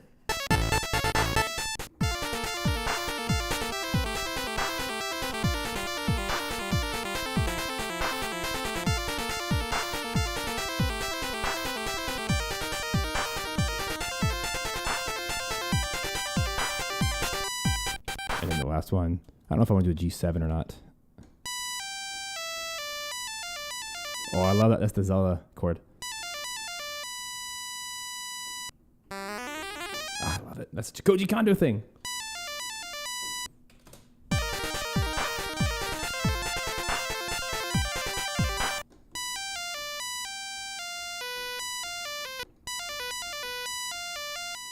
I'll just stick with the 7. Why not? And then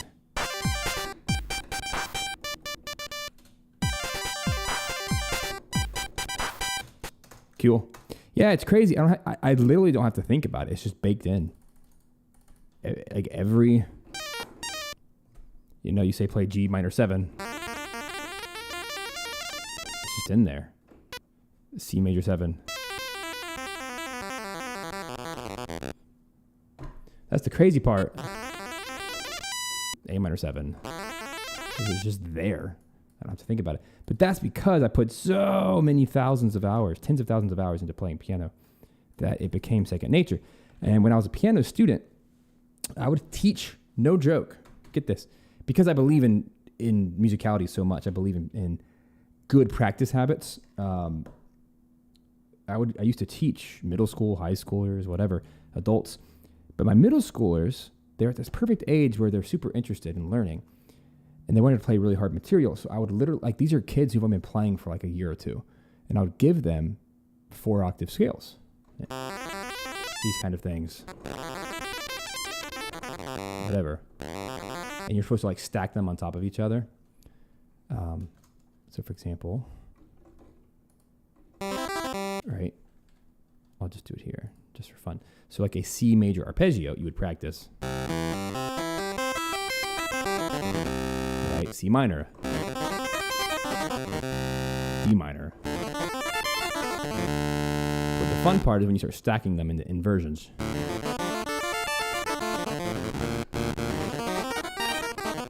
Whatever. And you just learn the different.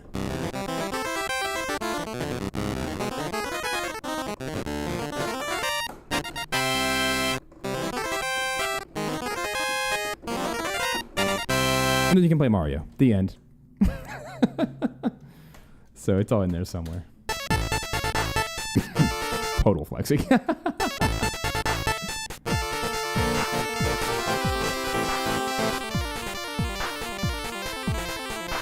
I mean, I'm not really trying to flex. I'm just trying to show why I teach that and why I taught that, I should say. I'm no longer a piano teacher, but I did that for years, and I would help students understand the value of practicing such insane practices because it teaches your brain a bit of independence.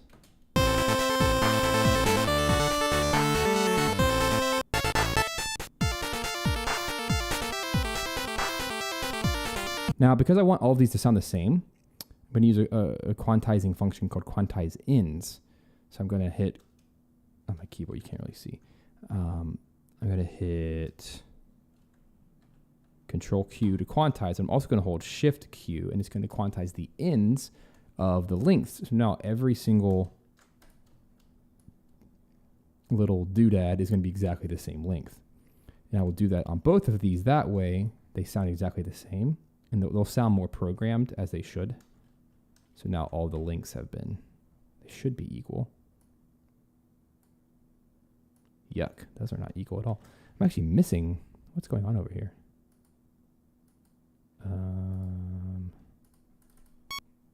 Where'd all my quantize information go? That's super weird.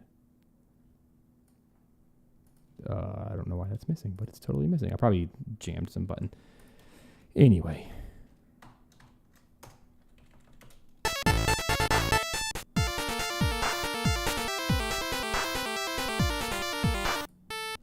Oh, I don't take any offense to that.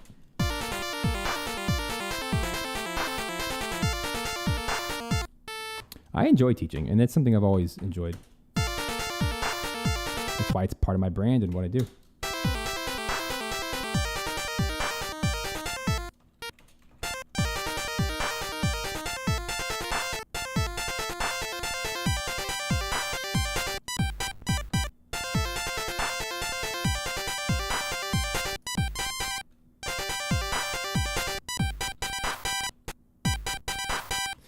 The one thing I don't have the ability to do with this particular plugin is I don't have vibrato. And I don't really know what to do about that. But that's a moment where I would totally program some vibrato.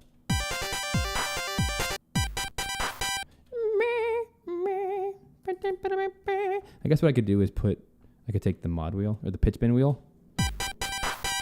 That's what I'm going to do. And just shake it a little bit.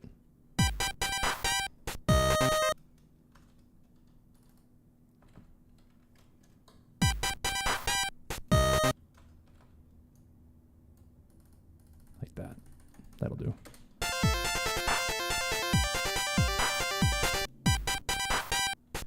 That way it goes. Hey, see you later.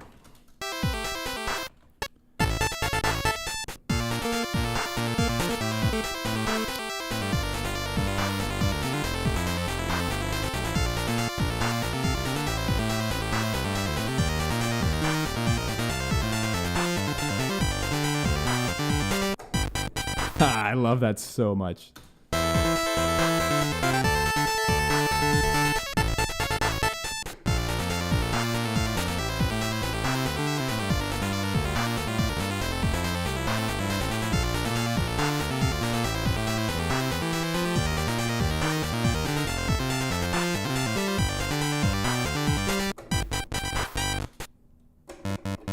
A little too much melody happening, but I like the idea. It's like longer notes.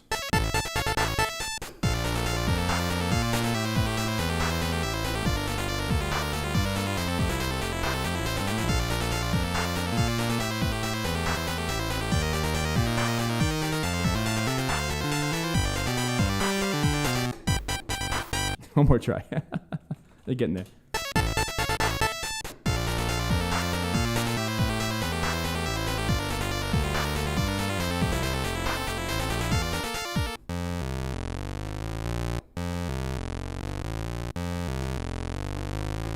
do a little bit of chromaticism.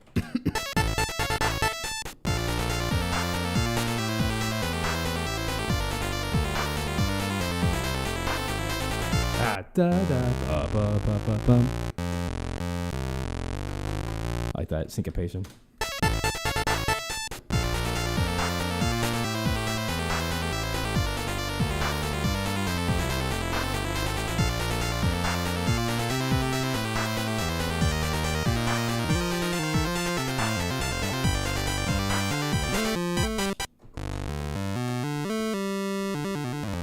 So that's what I want to do. I want to keep it long and then just like do little.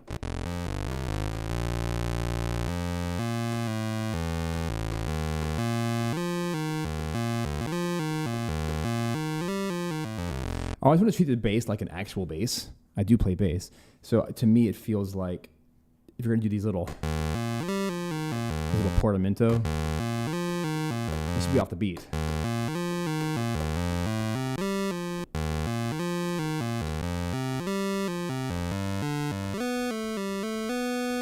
Yeah. Okay. It's becoming my favorite section.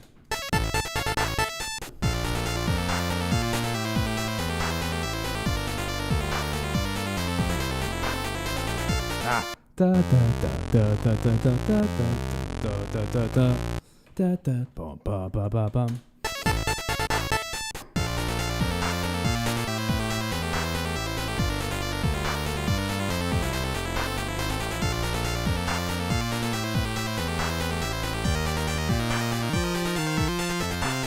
That part.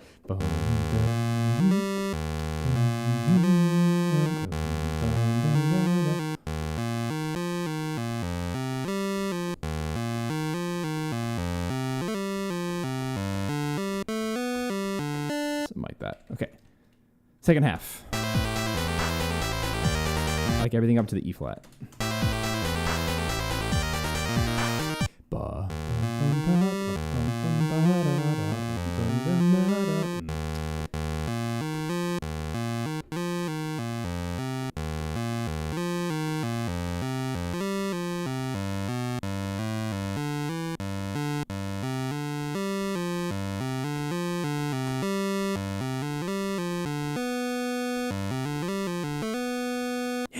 So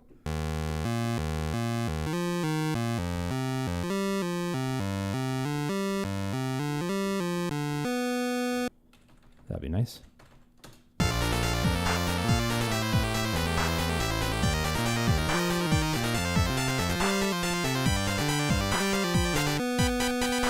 Oh no, let's go.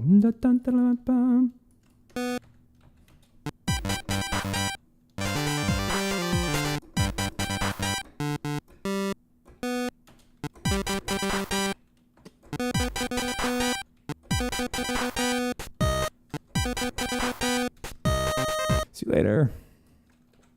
Kind of missed your goodbye. See ya. If you're still watching. Too busy trying to get my groove on.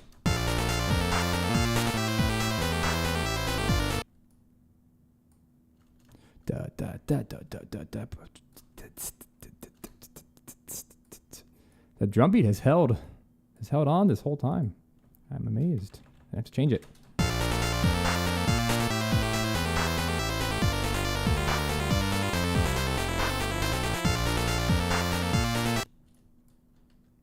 Boom, ba, ba, ba, ba, ba.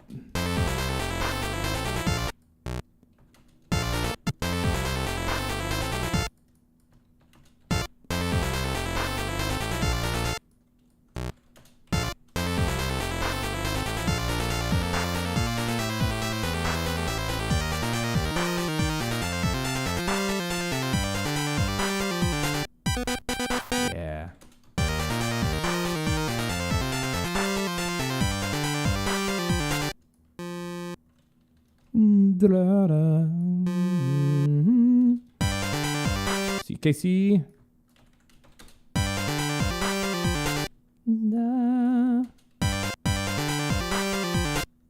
Stop that camera. Be better.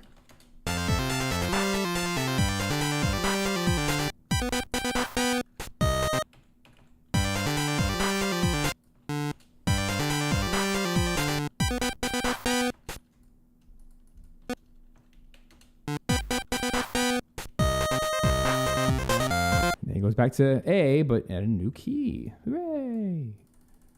All right, friends, this might be it. This might be the stopping point. I don't know if I want to write any more music. I really like it.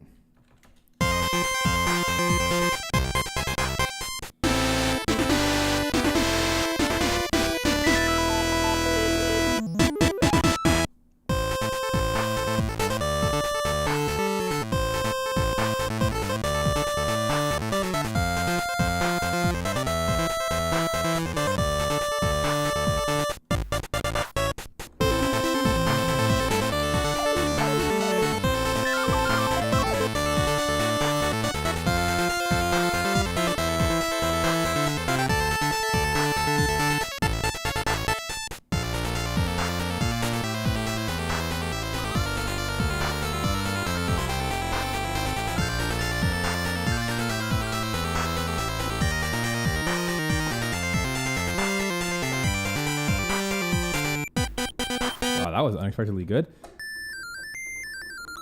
Like a little whistle tone.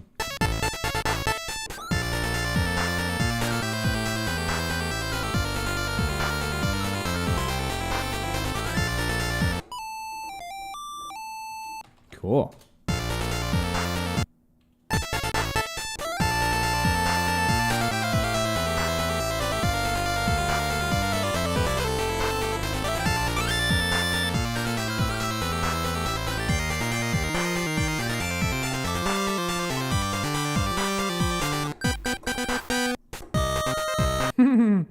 I'm liking this.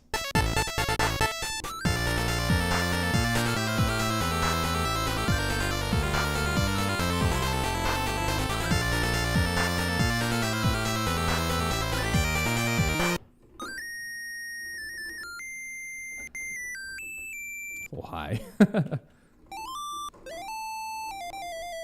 Maybe the triangle would do better.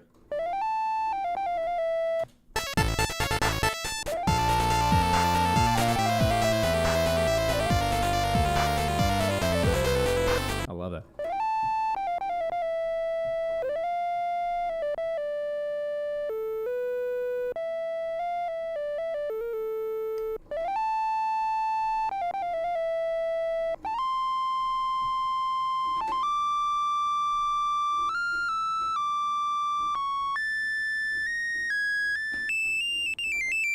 I also don't want to get in the way of sound effects, so it can't be too high.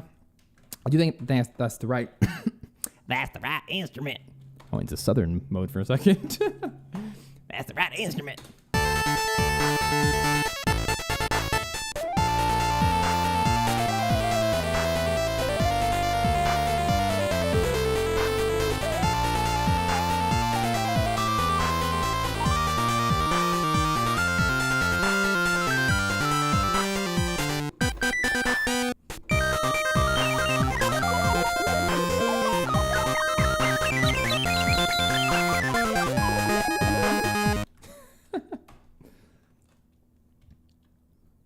It's quite a peculiar southern accent.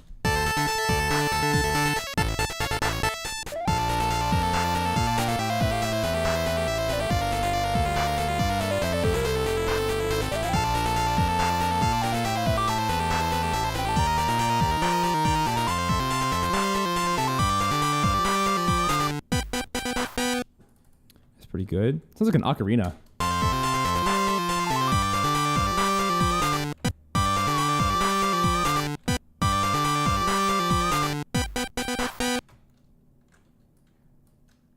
I may experiment with the instrument, but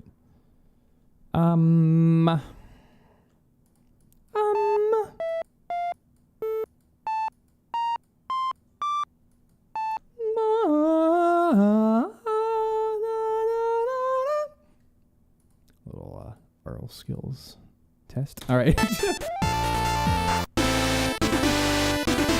What's wrong with me, guys? I don't even know.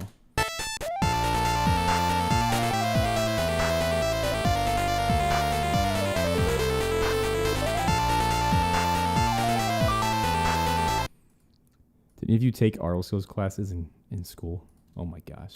I despise those classes.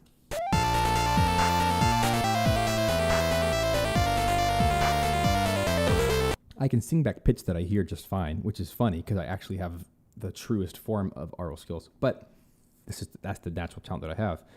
But singing freaking solfege, that is so hard for me.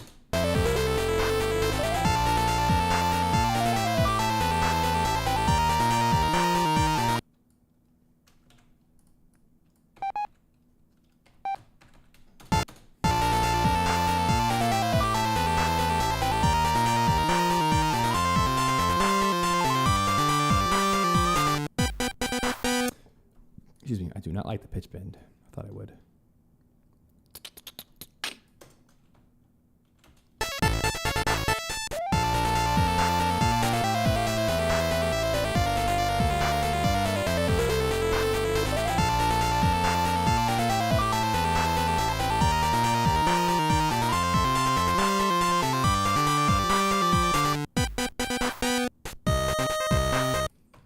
Let me experiment with another square wave.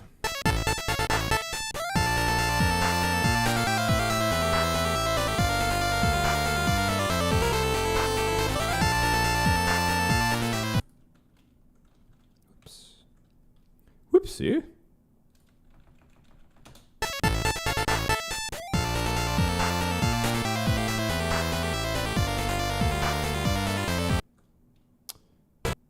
Here's what I need to do. Because this is kind of a faux NES, I'm going to call this 50% loud and soft because I don't want to change the channel volume because I had to make the volume super quiet on the previous one. In the real system, you would just tell that channel to be loud all of a sudden.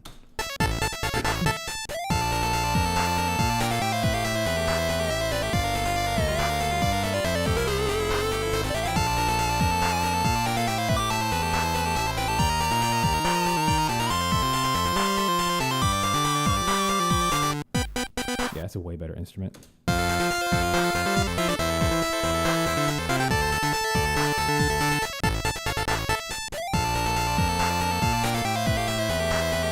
now I'm going to go back and add vibrato by doing pitch bend.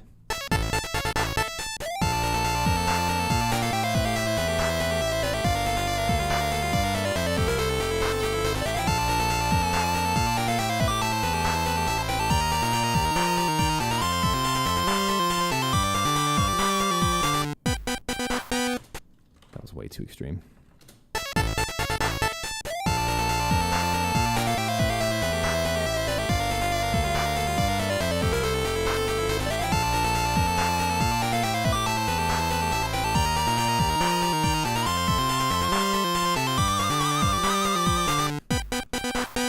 I don't even know how to do vibrato anymore. It's like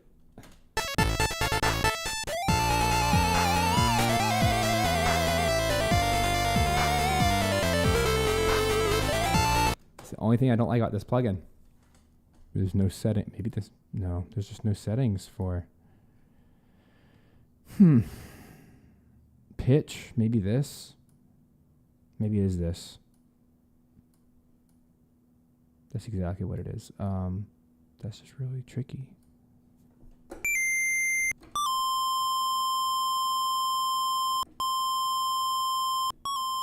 Nah, it's too granular. Like it's too.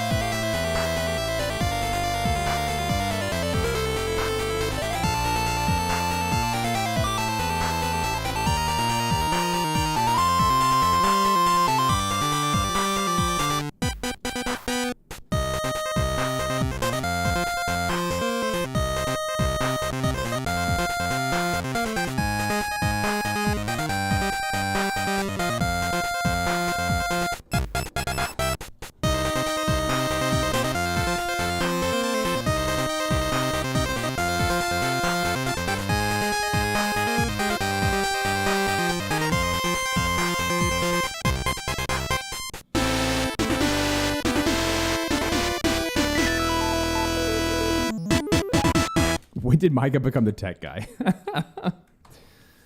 All right, guys, I'm going to be done because I can be, and the track's good enough. This is one of those things where this is like 95% where I want it to be, but to get the last 10% would take a full additional hour to tweak the finest of details. In a commercial project setting, I would do that, and I do that. I do spend those granular itty-bitty percentage hours. But today, I think we've solved the purposes. And one of those granular things that I would do in a paid situation is I would go in there and I'd figure out, I would like automate the crap out of the vibrato to like fine tune it. And that would just take an hour. And I don't want to spend an hour. I'd rather work on my paid project. So I am going to leave it here. Thank you guys so much for being a part of this. As always, this is a super fun track. I was not expecting to get so much mileage out of this little melody here, but I was able to duplicate it.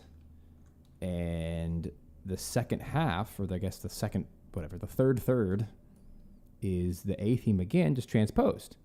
And then when it gets to here, it takes us back to the intro. So very interesting form today. But that gets us at 1 minute and 20 seconds. That's a pretty solid track. That's an 80-second track. Worst case scenario, you could just loop it back right here to the intro. You wouldn't have to do the transpose thing, but yeah. Super fun. Hope you guys had fun getting to just experience the NES world a little bit. Obviously, this was a bit of an expansion chip version with the VRC6, just getting to use a few extra channels is all that means. So that was fun. It's kind of my version. It's not really the Jake Kauffman version. It's my version of Shovel Knight if I were handed the same assignment with NES tools to do it in my own way. So hope you had fun. Let's end it there. Hope you guys have a fabulous week, and I will see you next time. Go and enjoy the game. The game comes out next Friday, I believe, as well as another game that comes out next Friday, and that is the next stream I'll be doing is called No Place for Bravery. It's an indie game. It's I guess you'd call it a Metroidvania, or it has RPG elements, it has action adventure elements. I'm not sure what the official classification is, but it looks super cool.